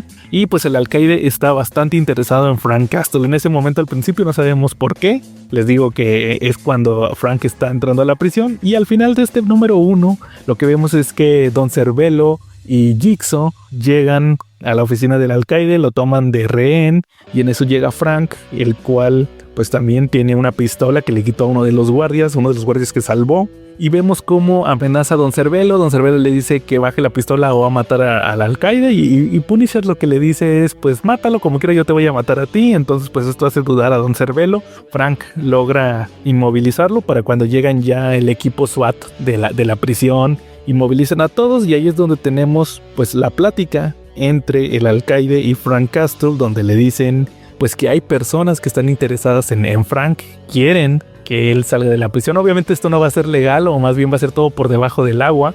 Van a mover influencias para que pueda salir, no va a ser público, lo van a liberar, y porque hay personas que quieren que Frank Castle se deshaga del crimen. Creo que hasta eso, ahorita repasando toda esta historia, me recuerda también mucho al Punisher mata el universo Marvel, esta historia de Garth Ennis, donde igual este Frank creo que mata a Cyclops, o no recuerdo qué superhéroe, y luego lo meten a la cárcel y lo liberan, pues una organización de puras personas que odiaban a los superhéroes, que eran puro fuego cruzado. Entonces aquí vemos algo muy parecido, donde el alcaide le ofrece un trabajo a Frank, incluso le regresa su traje, que les he de mencionar, a mí me gusta mucho el traje de Frank Castle de los 80s, que yo sé que hay gente que no le gusta más el normal, donde es la playera con la gabardina, que está bien, también me gusta ese traje de Garth Ennis, pero a mí este traje clásico, el traje negro tirándole azul, con la calavera grande, con el cinturón blanco, las botas y los guantes blancos, se me hace bastante clásico del personaje, se me hace muy bonito. Y vamos a ver cómo después de este incidente, pues va a comenzar ahora la guerra de Frank contra pues las cabezas que tiene Nueva York en el crimen. Pero también vamos a conocer a otro personaje que se llama Tony Siciliano. Aquí aparece, que es el sobrino de un mafioso, hijo también de otro mafioso, de los hermanos Siciliano. Entonces lo que nos presentan aquí es que Tony es un estudiante de medicina que es convencido por su tío Charlie de asesinar a Punisher, ya que él fue el que mató a su padre. Tony pues no está muy convencido, pero a la fuerza es convencido por su tío. Le dice que pues que se encargue, que tiene que vengar a su padre. Y aquí también quiero recalcar el hecho de que esta historia se llame Circle of Blood, el círculo de sangre, por el hecho de que durante toda la historia, en este número 1 solamente lo menciona una vez el Punisher, el tema del círculo de sangre, que a mí se me hacía algo pues muy intrascendente la primera vez que lo leí, pero ya clavándome mucho en los diálogos que tiene, la narración que tenemos en el cómic por parte de Frank Castle, él menciona mucho el hecho de los círculos de sangre como una metáfora de este ciclo sin fin de la violencia. En un principio dice que él es un círculo de sangre por el hecho de vengar a su familia. Luego vemos, ahorita que vayamos avanzando la historia, cómo esto va creciendo y empieza a mencionarlo bastantes veces. Creo que ya entiendo por qué se le conoce así a esta miniserie, aunque no es algo que venga en letras grandes o que se le conozca así pues por muchas personas, simplemente pues es el título del número 1. Entonces, como les decía, ya en el número 2 vamos a estar viendo cómo Frank, una de sus primeras víctimas que va a visitar, es nada menos que a Kingpin. Llega ahí a lo que viene siendo el penthouse que tiene, y ahí lo que presentan es que pues él llega, le tira unos balazos, unas explosiones y termina encontrando a otra persona que no es el Kingpin, o sea, tenía un doble, que de hecho aquí lo mencionan que era polinesio. Para los que no sepan qué es eso de los polinesios, que no es una cosa de youtubers, es así como tipo hawaiano o así de tipo samoano, como The Rock. Entonces, pero era un tipo gordo, así que pues físicamente era muy parecido a Wilson Fisk, pero en eso se da cuenta Frank que le habían puesto una bomba, era una trampa, y él alcanza a saltar del penthouse, se alcanza a agarrar de un cable que llevó, de una soga más bien, que utilizó. Luego ahí como que le quiere tirar al Batman, donde se agarra de las escaleras de los edificios, pero termina cayendo ahí en un basurero, a lo cual llega de repente un auto, se baja una mujer, solamente vemos las piernas, y de hecho ahí se ve a Tony Siciliano al fondo. Más adelante Frank va a preguntar por ese chavo y termina despertando en el departamento de una chica que se llama Ángela, que es una chica asiática. Llega, le dice, qué bueno que estás bien, te curé, soy enfermera, mira, te traje comida china. Y pues ya muy sensual, creo que eso también le reconozco a Mike Zeck, que esta chica Ángela la dibuja bastante sexy. Y pues ella le dice que lo ayudó porque pues sabe quién es, sabe que es Punisher, que ella tenía un padre y hermanos que trabajaban en un restaurante chino, pero que pues fueron víctimas de los delincuentes, entonces que quiere ayudarlo a que combata el crimen. Y le dice, muy al estilo de una película le dice que le va a dar todo lo que necesite, incluyendo su cuerpo. Y en eso vemos como la chica se desnuda, y al siguiente cuadro ya vemos que Frank se para y ella está dormida en la cama desnuda, a lo cual pues tiene ahí una reflexión que creo que no se aborda tanto este tema dentro de la miniserie, solamente lo vemos aquí, donde se empieza a percatar, bueno, a lo mejor lo ponen como pretexto para lo que sigue, porque Frank empieza ahí a reflexionar sobre que ya no está tan joven, que va a haber un día donde le van a fallar sus sentidos y su forma de actuar, entonces pues que necesita refuerzos y va a llamar al teléfono que le dio el alcaide para que contacte pues a la persona que lo va a estar guiando, una especie de intermediario que aquí vemos que se llama Alaric, el cual pues le menciona que es el contacto que le va a proporcionar armamento, recursos, dinero, incluso le dan más cosas para su Battle Van, para la camioneta de Punisher. Y pues después de lo que ocurrió, de hecho Alaric piensa que Frank fue el que explotó el edificio de Kingpin. Aquí Frank lo que menciona es que no, que esto lo planeó Wilson Fisk como una especie de salida para él poder salirse, hacerse el muerto y poder controlar las cosas desde las sombras. De hecho es algo que no se aborda nuevamente aquí en la serie, en la miniserie. No sé si más adelante, pero por lo menos aquí ya fue todo lo que supimos de Wilson Fisk. Entonces Frank pues hace una movida porque le habla nada menos que a Ben Urich y le dice, oye, soy Punisher y maté a Wilson Fisk. Entonces al otro día en el periódico ya aparece que el filántropo tal, mercader de especias y tal, Wilson Fisk murió. Punisher toma el crédito. Y esto va a hacer que al mismo tiempo pues todos los mafiosos de la ciudad se percaten de que Punisher mató a Kingpin y va a estallar una guerra de pandillas. Incluso el mismo Punisher dice que no esperaba esto. Incluso hay otro jefe de la mafia el cual pues se da cuenta de que todos los mafiosos de la ciudad se están matando. Y él dice, no, esto no puede ocurrir, necesitamos hacer una reunión entre todos los jefes de la mafia para tratar de crear una paz, porque los vamos a terminar eliminando todos. Y es este mafioso que hasta ahorita me estoy dando cuenta que es el mismo tío del Tony Siciliano, es Charlie Siciliano, el que instó en primer lugar a su sobrino que matara a Punisher, es el que crea la reunión, se juntan varios de los jefes de la mafia. Les voy a recalcar a dos, uno que se llama Thomas Santiago, que se va a tomar importancia un poquito más adelante, y Joe Exaka, estos jefes. Entonces vemos que se arma ahí la reunión, están todos juntos en un edificio, a lo cual llega un asesino a sueldo que se llama No lo contendré. No lo contendré. No sé si fue un juego de palabras o algo así, no lo contendré. Entonces vemos que llega este asesino contendre y pues tiene un enfrentamiento en el metro contra Punisher. Al final Frank lo derrota a pesar de que tenía superioridad en fuerza y estatura. Pero aquí es donde les digo este tema del círculo de sangre, porque vemos que la batalla que tuvo Frank con este asesino va a traer daño colateral. Por ahí le disparan a un chico, un niño estaba llorando porque pensó que lo iban a matar, y cuando Frank trata de escapar en su Battle Van, la terminan volando con una explosión, termina llamando nuevamente a Alaric para que le dé recursos, y ahí se nos revela al final de este número 2 que Alaric fue el que mandó a esta chica Ángela, la chica chinita, de hecho también es su amante.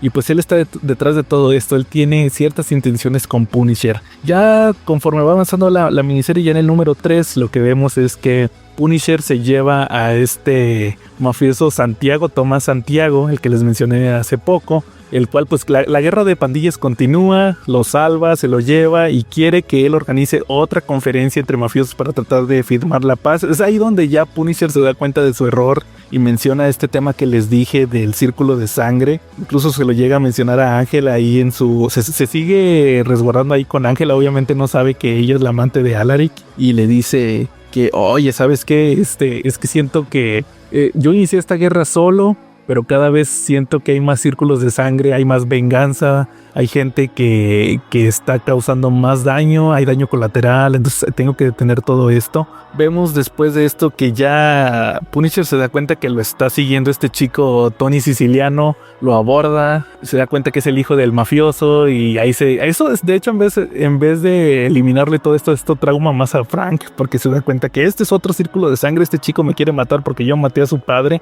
y al final todos los mafiosos aceptan a regañadientes, también porque Frank los va a buscar a que tengan otra conferencia, que es una conferencia por teléfono, donde se van a reunir, van a tener una llamada compartida y ya van a tratar de firmar la paz, pero a esto se percatan que empiezan a ser todos asesinados por Punisher, lo cual no tiene sentido porque Frank solamente está en una sola localidad. Y aquí lo que se revela es que en realidad el plan que tenía este cuate Alaric era crear un ejército de Punishers. Ya tiene varios, esto nos lo van a explicar más adelante. Son reclusos de la prisión que Alaric ha estado manipulando mentalmente ahí con ciertos tratamientos, con drogas, con gas, con electroshock, incluso para que se crean que son Punisher y tratar de llevar la guerra de Frank a otro nivel. Pero por lo pronto aquí lo que vamos a ver es que Punisher se percata que fue otro elemento el que planeó todo esto. Frank llega a donde está este cuate que se llama Coriander y pues lo enfrenta y se percata que tiene sus soldados Punisher, pero ellos le tienen bastante miedo al personaje. Entonces ahí alcanza a darse la fuga, pero Frank lo encuentra. De hecho hay más daño colateral, Frank sigue igual de traumado y al final alcanza a decirle Coriander que el responsable, como les había mencionado hace un momento, pues era Alaric, el para el cual estaba trabajando Punisher, a lo cual en eso este personaje es asesinado por una figura que termina siendo Ángela, y Frank se entera que Ángela trabaja para Alaric y también le da un balazo a Frank en la cabeza, solamente se desmaya y pues pensamos que ahí murió Punisher, pero pues obviamente no, porque tiene que continuar la miniserie, a lo cual ya nos percatamos después que sí sobrevivió, que solamente la bala le rozó en la cabeza. A pesar de eso, Frank dice que tiene mucho dolor, como un dolor de cabeza, y pues decide buscar respuestas con el alcaide, que fue el que lo metió en esto en primer lugar. Llega, ya murió el asistente del alcaide, está a punto de morir este otro, y ya está siendo atacado por otro de estos Punishers que mandó Alaric. Ahí Frank alcanza a rescatarlo, ahí le explica el plan, que todo esto es lo que ocurrió. De hecho, a Frank se lo terminan llevando unos policías que terminan siendo atacados también por este ejército de Punishers. Ahí Frank aplica la de, ¿sabes qué? Libérame para que te ayude porque si no nos van a matar, y ya Frank termina derrotando a todos estos impostores. Luego se topa otra vez a Tony Siciliano, le roba el carro, bueno, se lo lleva de rehén, se lleva su carro y le dice, ¿sabes qué? Cuando termine todo esto, vamos a arreglar cuentas. Pero ya llega por fin Frank a la guarida de Alaric, que está en una especie de, pues que es como en una colina al borde del mar, en un desfiladero más bien. Y en eso llega Frank, combate todos estos Punishers dobles, pero se percata que uno de ellos es Jigsaw, que también ya le lavaron la cabeza. Nada más que después de pelear con él ahí más o menos reacciona y ya se da cuenta de yo no soy Punisher y yo soy Jigsaw y te voy a matar. A lo cual ya Alaric ya sabe que ahí viene Punisher. De hecho manda a uno de sus socios en helicóptero y a Ángela la saca por detrás. Frank alcanza a perseguir al socio de Alaric, pero este cuate lo traiciona y explota el helicóptero donde había huido. Llega Frank a buscar a este personaje para ya eliminarlo de una vez y termina siendo capturado en uno de los cuartos donde realizaban el lavado de cerebro. De hecho, nada más vemos que a Frank cae, empieza a salir el gas y nos terminan mencionando ahí que pues va a ser voluntario para otro lavado de cerebro. Y ahí terminaba este número 4, que de hecho el primer nombre que tenía era Final Resolution, y termina diciendo al final el cómic que el siguiente número es el final. Entonces por eso les decía, cuando les empecé a platicar todo esto, que originalmente eran 4 números. Yo quiero creer que a lo mejor la idea original era dejarlo aquí, donde Punisher iba a ser lavado cerebralmente y ya comenzar la serie regular con una historia con este Punisher ya en otra situación, o no sé, ¿verdad? Yo pienso que es como que la respuesta más simple, y al final dijeron, ¿sabes qué? No, vamos a sacar un número 5 para ya terminar todo este tema. Y sí, efectivamente, también les había mencionado, ya no lo dibuja Mike Zeck, aquí es Joe Duffy, el cual se avienta el número final, donde Punisher pues sale de este cuarto, tapa ahí pues el orificio donde salía el gas, crea una explosión, combate a Jigsaw nuevamente, que ya les dije, ya regresó en sí, ya sabe que es Jigsaw. Igual le siguen teniendo mucho miedo los Punishers, como que lo ven como el macho alfa y ya se les olvida que es Punisher. Llega donde está Alaric, que tienen ahí un diálogo donde le dice, oye, mira, pudimos haber logrado muchas cosas, tú no te das cuenta que esta organización en días logró lo que tú no has logrado en años, derrotamos a muchos jefes mafiosos, pero Frank está traumado con el tema del círculo de sangre, que su violencia genera más violencia. Al final termina combatiendo, se quedan en una situación de... La clásica situación que vemos en las películas de disparos, donde se quedan apuntando el uno al otro y Frank tiene que tomar una decisión si le dispara a Alaric o lo deja huir porque lo va a atacar un perro que tenía ahí. Y al final los derrota a los dos. Le dice a Alaric que le marque a Ben Urich y que le diga toda la verdad, o si no lo va a matar. Y Alaric le dice, no, pero ¿qué no sabes que si yo digo todo me van a matar mis superiores, las gentes para las que trabajo? Y él dice, no, pues mejor hazlo, porque si no te voy a matar yo ahorita. Y al final pues sí, así decide, termina hablando para decir toda la verdad. Y este número 5 va a terminar ahora sí con el enfrentamiento entre Frank contra Tony Siciliano, con este chavo que ya dice, ¿sabes qué? Ya terminó todo esto, vamos a arreglar cuentas. A lo cual ahora sí le dice Frank, se echa un monólogo al final donde le habla sobre los círculos de sangre. Le dice, sí, yo maté a tu padre porque era un mafioso y hacía cosas mal, pero tú no eres un mafioso, chavo, tú eres un estudiante de medicina, tú puedes romper el círculo, yo no puedo. Yo ya estoy pues en este tema de la violencia, pero tú puedes romper este círculo. Entonces prácticamente ahí le dice que es su decisión, si quiere matarlo o seguir con su vida. Entonces ya vemos que Tony no puede y ahí se queda maldiciendo a Frank, y pues se va a tener que quedar con esta decisión el resto de su vida. Y ya vamos a tener un cierre en este cómic. Las últimas páginas es ver a Frank saliendo de la mansión de Alaric, donde afuera está Ángela, que está esperando a su amor y se da cuenta que no salió, que el que salió fue Frank. Entonces como que ahí le da la desesperación y arranca el carro, va a atropellar a Frank. Frank le dispara al radiador, el carro se desvía, termina quedándose colgando del desfiladero. Otro elemento muy clásico donde se está tambaleando y esta Ángela no se puede mover porque con el más mínimo movimiento se va a caer el automóvil al mar. Entonces ahí le dice a Frank que le ayude y Frank dice híjole, Ángela es la chica de Alaric. Y al final dice, ¿sabes qué? Pues creo que voy a seguir el consejo que le di a este chavo Tony. A veces es mejor no hacer nada. Y se va Frank. Y ahí nos dejan la historia con Frank yéndose con el perro. De hecho, el perro que le iba a atacar al principio de esta batalla final lo siguió. Ahora sí que le tuvo respeto a Frank y lo reconoció como el macho alfa, igual que los otros Punishers. Y solamente vemos como la camioneta en la que estaba Ángela se queda ahí colgando del puente a punto de caer al mar.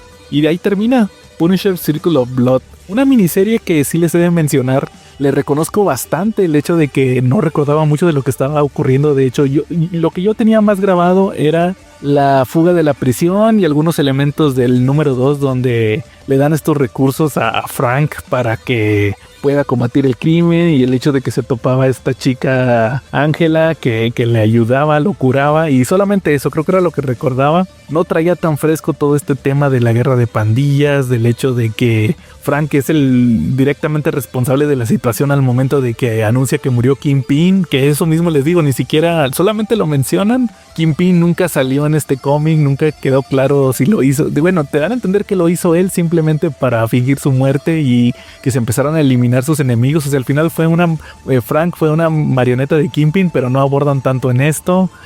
Todos estos elementos de arrepentimiento de Punisher me gustaron mucho. Creo que fue un guión bastante bueno por parte de Steven Grant. El mostrarnos este Frank arrepentido que dudaba de sus habilidades, decía que ya estoy viejo, esta violencia genera más violencia, tengo que terminar esta guerra, que ya no haya más víctimas. El hecho de que es un personaje bastante dañado, pero que también siente remordimiento por lo que le pasaba a la gente, que se quedaba en el fuego cruzado igual que su familia. Creo que ese es su mayor trauma. Y hasta eso creo que cierra bien. Creo que el único detallito que yo le vería fue el hecho de que ya no lo dibuja Mike Zeck, sino que ahora es Joe Duffy el que se avienta el número 5. O sea, no porque sea un dibujo malo, sino porque simplemente pues no concuerda con lo que vimos en los primeros 4 números. O a lo mejor también pudo haber sido un tema de tiempos. No sé cómo quedó este tema de Punisher.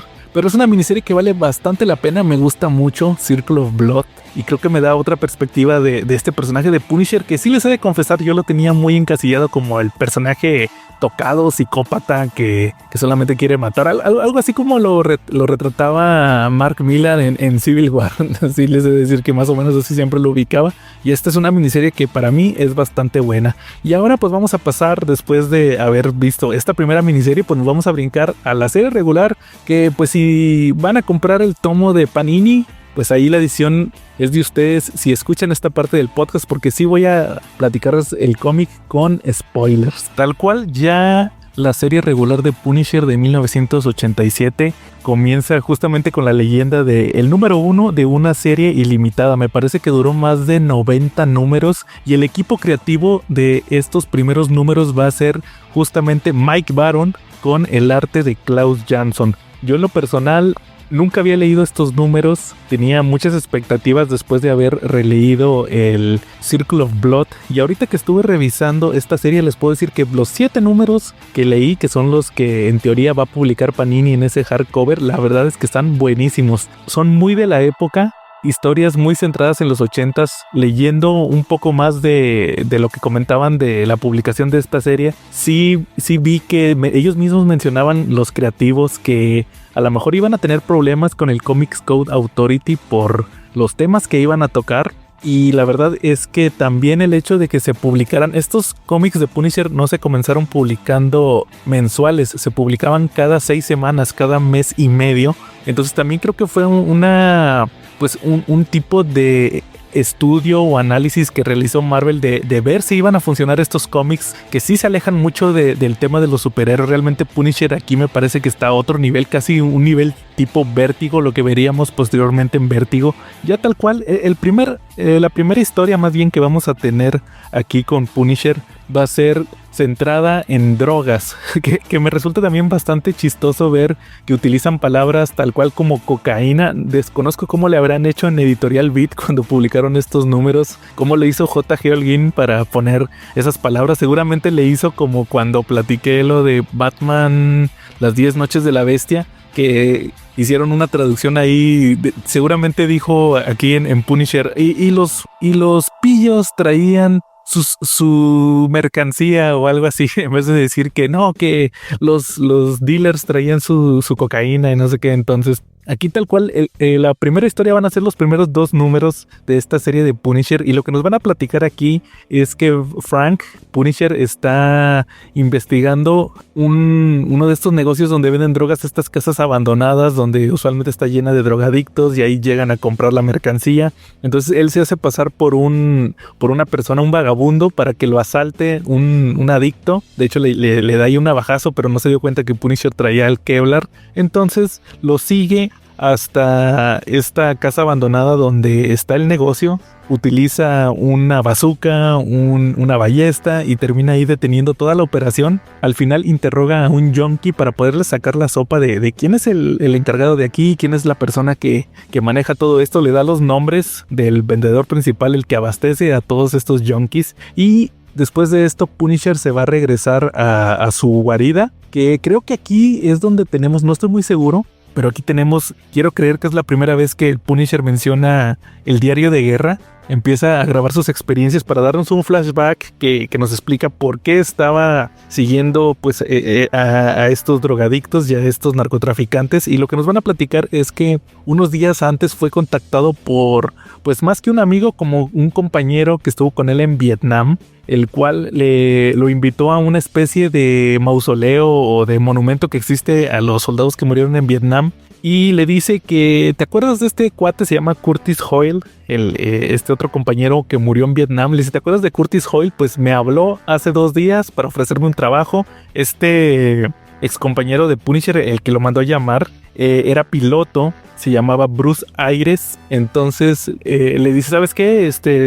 Hoyle me mandó llamar. Yo me sorprendí mucho porque pensé que estaba muerto y me ofreció un trabajo, pero lo voy a rechazar porque tiene que ver algo con Bolivia y con transportar mercancía. Entonces estamos en medio de los 80s, ya saben de qué se trataba, era pues contrabando de drogas. Y pues Punisher, que de hecho también eso me resultó bastante curioso, por lo menos aquí en los 80s como que no era tan público el hecho de que Frank Castle era Punisher, como que no era de dominio público, solamente la policía o ciertos individuos sabían que Frank Castle era el nombre de Punisher. De hecho, vamos a ver durante esta serie que en muchas de estas historias él se puede simplemente cambiar el nombre y andar por ahí utilizando otra identidad. Eso también es algo que llama la atención. Total que intercambia teléfonos Frank con este agente Ayres o con este piloto. Y cuando le vuelve a llamar al día siguiente se da cuenta que murió. Entonces esto hace que Frank investigue qué fue lo que le pasó, si tuvo que estar relacionado con este otro personaje Hoyle.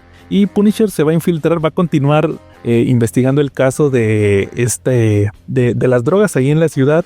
Termina encontrando al verdadero drug dealer de ahí de todo este asunto, que se llama Héctor Gómez. Entonces esto lo va a llevar a un enfrentamiento contra Gómez, contra el guardaespaldas. De hecho, algo que también me sorprendió mucho es que aquí en este número 1 vemos incluso que llegan a torturar a Punisher, lo amarran en una silla, le dan toques. No sé si ya tal cual en los cómics de Marvel ya se había presentado algo similar en aquella época. Obviamente Punisher se zafa, agarra una ametralladora y termina eliminando a todos a los narcos, y termina recibiendo una llamada ahí en el penthouse de el general, así lo llaman, el general, que es el jefe de toda esta organización, a lo cual Frank, utilizando una identidad que les digo que utiliza identidades falsas, que se llama Bill Messina, me parece que es el nombre que utiliza aquí Castle, le dice, ¿sabes qué, general? Eliminé a todos tus agentes y pues son ineficientes. Si quieres hacer tratos aquí en la ciudad, vas a hacerlos conmigo. Entonces este general en teoría se impresiona mucho por lo que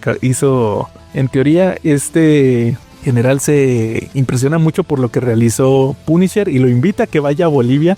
Entonces vemos al final de este primer número que aparece el otro compañero de Punisher, el que murió, Hoyle, aparece y inmediatamente lo reconoce. Tú no eres el tal Bill Messina, tú eres Frank Castle.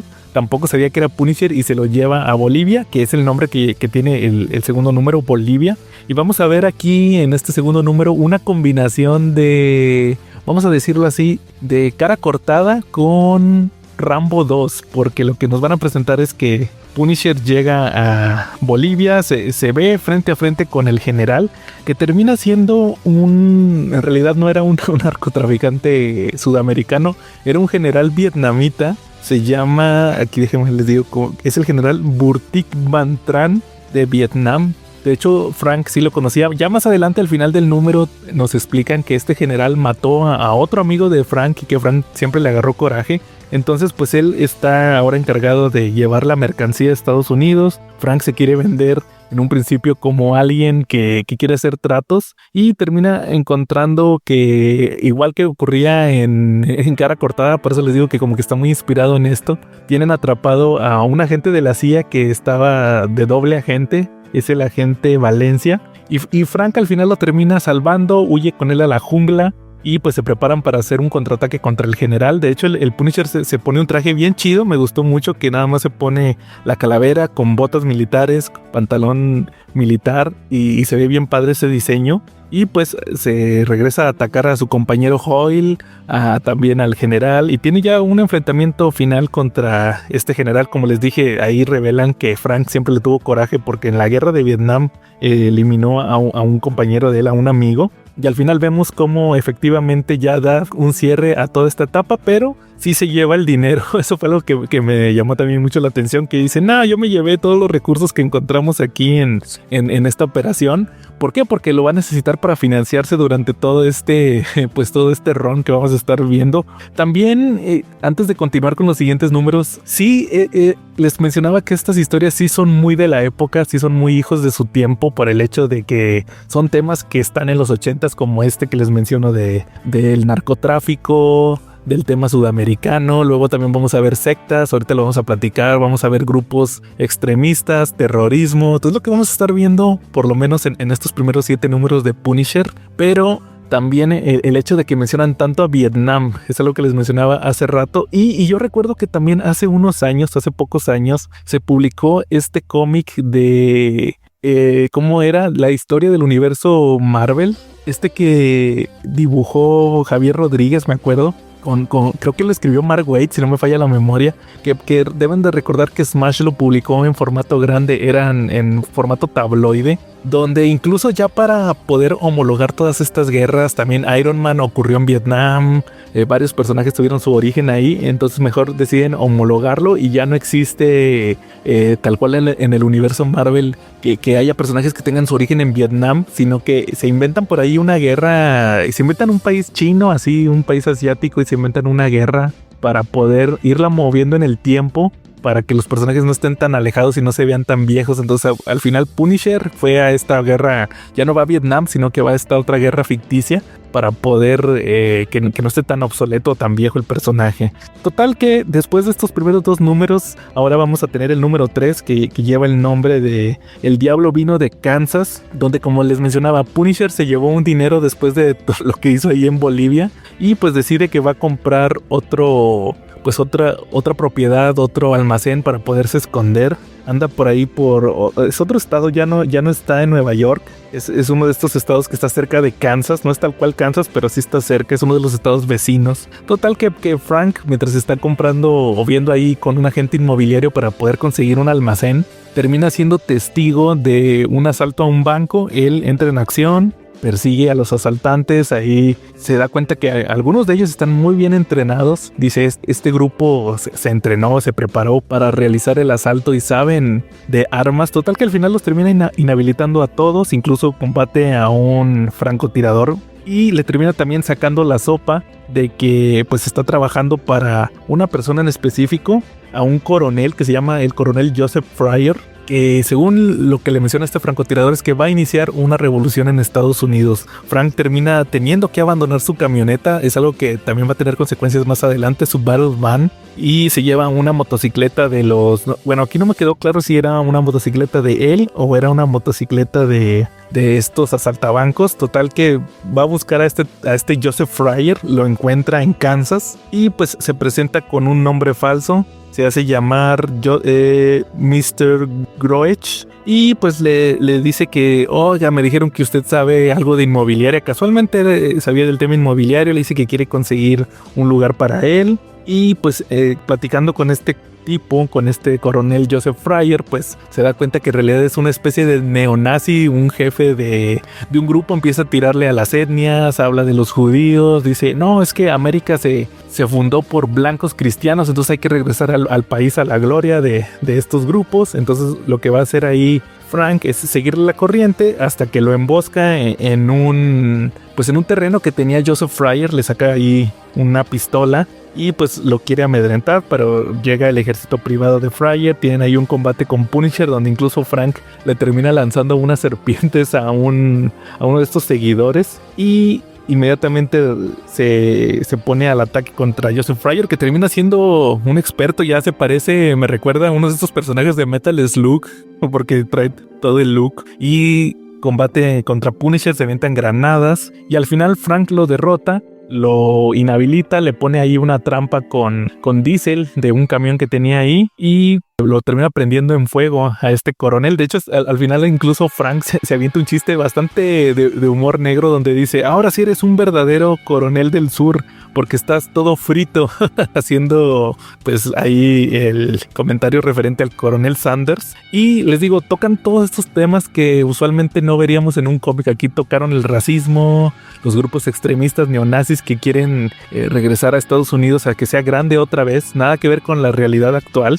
Pero otra de las historias que a mí me gustó mucho es la del número 4 y 5, que es otra historia donde vamos a ver ahora el tema de los cultos, que recuerdo que hace unos años también tocaban eso en Spider-Man, se tocó muy brevemente, pero aquí sí está a otro nivel con Punisher. Total que vemos que después de haber perdido la Battle Band, Punisher con el dinero que le quedó del tema de Bolivia va a buscar a Micro, que de hecho tengo entendido que aquí es el debut de Microchip en Marvel. Solamente lo presenta en un principio Frank como un cuate que fue diseñador de armas, que trabaja casi exclusivamente para él y que le equipa las camionetas, le crea armas especiales. Total que llega con él y le dice, oye, ¿sabes qué? Necesito que me crees una nueva camioneta. Se va Frank a hablar con otro informante que tiene y este informante termina siendo asesinado por una persona que pertenece a un culto. De hecho lo llaman la Iglesia de la Salvación.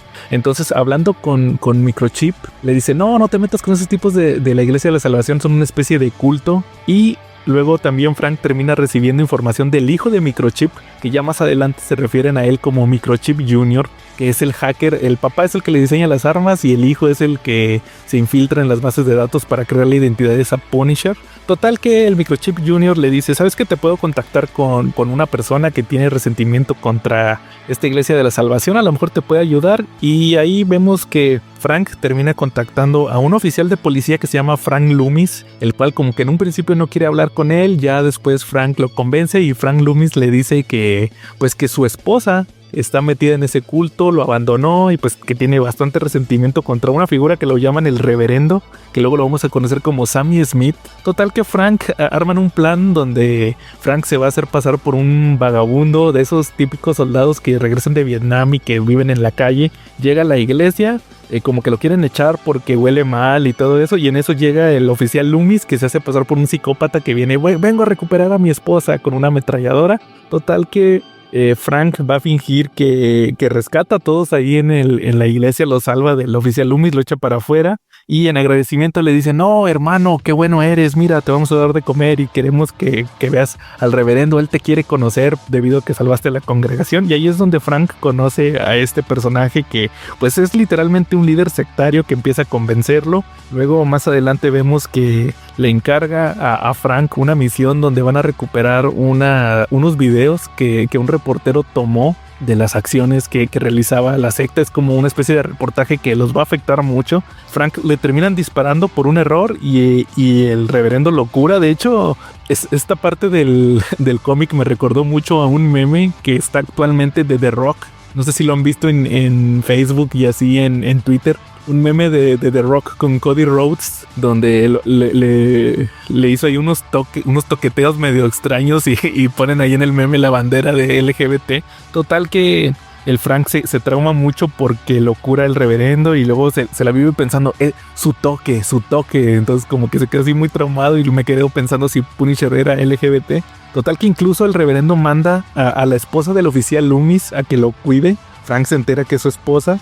Luego Frank, ya cuando más o menos se recupera, se regresa a recuperar el reportaje. Él lo encontró cuando estuvo la batalla ahí contra el reportero que se quiso defender, pero lo escondió de los sectarios. Ya lo recupera y termina dándose cuenta que el reverendo pues no es lo que aparenta, sí es un líder de un culto. De hecho terminan ahí, él hasta sangre fría mata a una persona arrodillada y todo eso, y se da cuenta que tiene ciertas intenciones ocultas. Ya pasando al número 5, la continuación de esta historia que se llama Ministry of the Dead, el ministro de la muerte, nos van a presentar que el reverendo se termina llevando a toda su congregación a Sudamérica, a uno de estos países que son como islas. Se me fue el nombre ahorita de este país. Es Guyana. Guyana se llama el país. Total que se los lleva a todos en un barco. Ahí más o menos creen que todavía que Frank es parte del culto. Y el reverendo le pide a Frank que use una bazooka para tumbar creo que van a atacar a un congresista que puede echar a perder todo el tema de la secta. Y Frank le dice que no se siente cómodo haciéndolo. Entonces dice, bueno, no lo hagas, pero enséñale a otro de mis seguidores a usar la bazooka. Incluso le manda a la esposa del oficial Loomis a que lo seduzca. Y el Frank dos veces se deja seducir por la esposa del oficial. De hecho dice, híjole, ¿cómo le voy a hacer ahora cuando yo le prometí al oficial Loomis que le iba a ayudar a recuperar a su esposa? Y aquí ya me la eché 2 veces. Y le vale realmente a Frank. Total que los planes de cierta manera se echan a perder para el reverendo, porque llega su hermana que le tiene bastante resentimiento ahí al reverendo, y pues le termina ahí avisando que viene para Guyana, viene el congresista. Entonces el reverendo dice, ¿saben qué? Mis planes se van a acelerar, necesito que toda la gente esté entrenada, y ahí es cuando ya entra en acción Frank. ¿Por qué? Porque va a atacar literalmente ahí al reverendo, lo va a terminar ahí desarmando, y va a hacer que él mismo le dé las órdenes a toda la gente de que se rindan, que no vayan a atacar al congresista. Y al final vemos cómo Frank, después de todo este enfrentamiento, siempre de un hombre contra un ejército, termina conociendo a este congresista. Ya nomás le dice que no hizo nada pues por él, sino que para salvar a la gente, y se termina regresando tanto a la esposa del oficial Loomis como a su niña, que creo que los niños incluso los tenían separados. Ya los regresa a Estados Unidos, se los lleva ahí al oficial, y él se termina yendo como si nada. que de hecho fue algo bastante chistoso, porque les digo que mucho de este número se la pasó Frank pensando en que, híjole, me acosté 2 veces con la esposa del oficial Loomis y como quiera se la tengo que regresar. Entonces fue un número bastante bueno. A mí me gustó mucho por el hecho de que hablaron del tema de las sectas, de cómo se aprovechan de ciertas personas. Es algo bastante parecido a lo que luego se presentó, me parece que fue Jim Starlin el que se escribió aquella historia de Batman The Cult, que también me gustó mucho. Es algo bastante similar, solamente que en aquella historia nos presentaban que esta figura que dirigía el culto tenía ciertos poderes sobrenaturales, o era lo que nos querían dar a entender, pero aquí no. Aquí en Punisher es simplemente una persona común y corriente que tiene eso que muchas veces llaman ángel, que tiene carisma y que puede convencer a la gente. Es algo que también mencionaba muchas veces Frank, con eso que les mencioné de que Frank se trauma con el toque del reverendo, pero también el hecho de cómo suman a sus filas a toda esta gente necesitada, y creo que es algo que también es un problema social que tenía Estados Unidos en aquel entonces y lo sigue teniendo actualmente, y que refleja pues la necesidad de la gente de aferrarse a algo para poder salir adelante, y cómo hay gente que se aprovecha de eso. Realmente es un número bastante bueno este mini arco del reverendo. Les digo, cada vez me sorprende más. Y aquí es justamente donde ya termina tal cual la participación de Klaus Janson. Con estos 5 números ya él deja de ser el dibujante regular de la serie. Los 5 números bastante buenos, me gustó mucho su estilo, y sobre todo porque pues al ser Klaus Janson y haber estado en Daredevil con Frank Miller, le sabe mucho al estilo urbano. Su dibujo hace ver las calles pues cada vez más, literalmente más callejeras, que sea algo más amenazador. A Punisher en un estilo urbano bastante bueno. Es algo que para mí es un plus dentro de esta historia de Punisher. Y ya la última historia que les voy a platicar en esta ocasión es el número 6 y número 7. que aquí ya ahora el dibujante es David Ross, sigue siendo el guión de Mike Baron, y aquí pues ya tocamos el tema del narcotráfico, ya tocamos el tema de los neonazis, el tema también de los cultos, y ahora vamos a ver el terrorismo. No podía faltar el terrorismo árabe en los 80s en un título de Punisher, y el último arco nos va a presentar una historia donde vemos que Frank regresa, ahora está en Filadelfia, entre Filadelfia y Nueva Jersey. Él está en uno de sus refugios, en uno de sus almacenes. De hecho, él menciona, Microchip me ayudó a comprar este almacén bajo un nombre falso. Está como un sábado en la mañana dormido Frank, y escucha que viene un camión de basura y dice, no, pues es el servicio de recolección que contraté, Microchip me lo contrató bajo un nombre falso. Entonces está Frank dormido, él menciona que nadie sabe que él vive ahí, que es uno de sus almacenes más seguros, cuando de repente pues empieza a escuchar unos sonidos que no corresponden a ese camión de basura que va pasando. Escucha unos disparos, se saca de onda, vuelve a recalcar que no creo que me estén atacando porque nadie sabe que vivo aquí. Microchip se encargó de eso. Y es en ese momento cuando Frank se percata que alguien utilizó ese camión de la basura para deshacerse, ahora sí que como dice el nombre del título, garbage, para convertir en basura a ciertas personas. Entonces Frank empieza a investigar este caso de qué fue lo que ocurrió con esas personas del contenedor. Obviamente creo que desde el principio hacen mucho hincapié en que pues es algo como un cliché de la mafia, que son los que se encargan de los desperdicios. Entonces obviamente sospecha de los dueños de estos camiones, que probablemente sean mafiosos, que están metidos en alguna situación, a lo cual vuelve a recurrir a Microchip. Y es aquí donde ya nos hacen ahora sí oficialmente mención a que el hijo de Microchip es Microchip Jr., que es el hacker. Ahí le consigue los nombres de los dueños de los camiones de basura de la compañía. Son los hermanos Mencosi. Y pues tiene que ir a investigar. Se percata que tienen perros guardianes, los duerme con una cerbatana. Incluso aquí llega a mencionar Frank que no le gusta herir a los animales, se siente mal por realizar esto, pero pues es parte del trabajo. Tiene un combate contra estos mafiosos. Igual se percata, creo que ese es el punto de este cómic, se percata que de hecho están vendiendo plutonio, muy al estilo del Doc Brown, están vendiendo plutonio a unos terroristas árabes. Frank interviene, lo persiguen, trata de recuperar el plutonio, pero luego se pierde. Entonces este número 6 termina justamente con Frank, que está a punto de darles un bazucazo ahí a los hermanos Mencosi.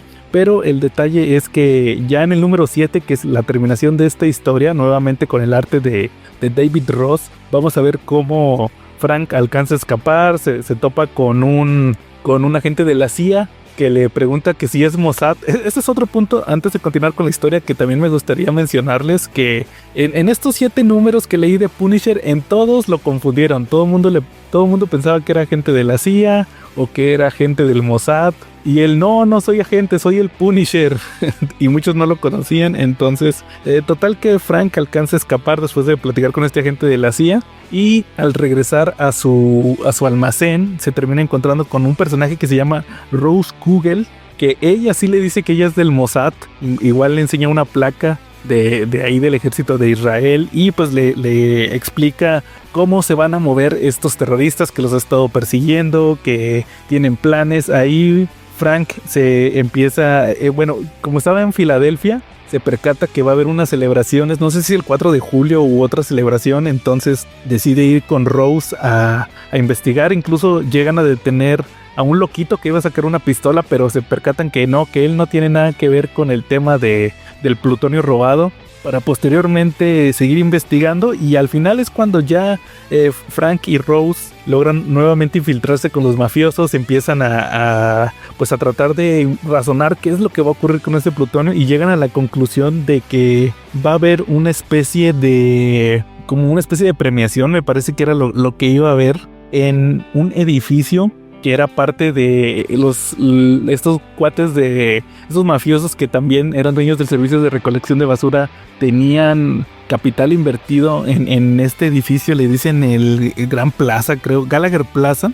Y ahí es donde empiezan a razonar, se dan cuenta que arriba en el edificio hay una especie de grúa Y ahí Frank menciona que no, el plan es que con la grúa van a tirar una bola de demolición, que es donde está el plutonio, entonces van a contaminar con radiación toda esta área. Y pues se va a hacer inhabitable. De hecho, el mismo Frank ahí menciona que va a estar el alcalde, el jefe de policía, el representante de la ONU. Y pues como son árabes, ustedes saben que como nos enseñó el Joker en los 80s, pues cuando hay que atacar a la ONU tienen que ser terroristas árabes. Entonces Frank se lanza, incluso se topan con el tráfico, tratan ahí de llegar a este edificio y Rose y Punisher y Frank logran infiltrarse, combaten a estos terroristas, pero el detalle va a ser la batalla final cuando se separan, porque llega Frank a subir a la grúa donde está este terrorista, alcanza a eliminar a uno de ellos, pero el compañero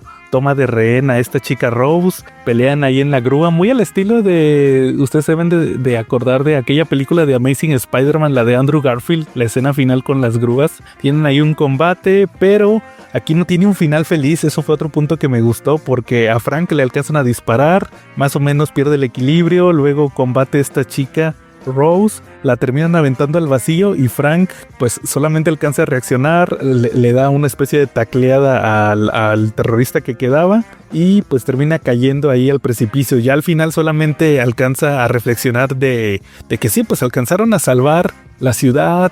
La gente nunca se va a enterar de todas esas personas que pudieron haber muerto por el tema del plutonio, pero ya al final nos dan una reflexión que no me quedó muy claro. Creo que ese es otro detalle en el guión de Mike Baron, que al final menciona que más tarde se enteró que en realidad Rose no era agente de Mossad. Ella misma hackeó su identificación y que ni siquiera hay conocimiento de que fuera ciudadana israelí. O sea, al final Frank se quedó con cara de me dejaron con la... De hecho, ese último diálogo menciona, me dejaron con la basura. O sea, porque al final nunca supo en qué se metió, nunca supo exactamente para qué Rose se quería meter en este asunto, si era buena, si era mala, qué intenciones tenía, por qué le mintió. Al final se quedó como que me utilizaron así simplemente. Entonces esos son los 7 números de Punisher de la serie regular que se van a publicar en México. Creo que al final les puedo mencionar que sí me gustaron mucho, como les había comentado. Se me hicieron unos números bastante buenos y ustedes saben, como lo platicamos, tocan bastantes temas muy clichés de los 80s, pero aún así se me hicieron historias muy divertidas.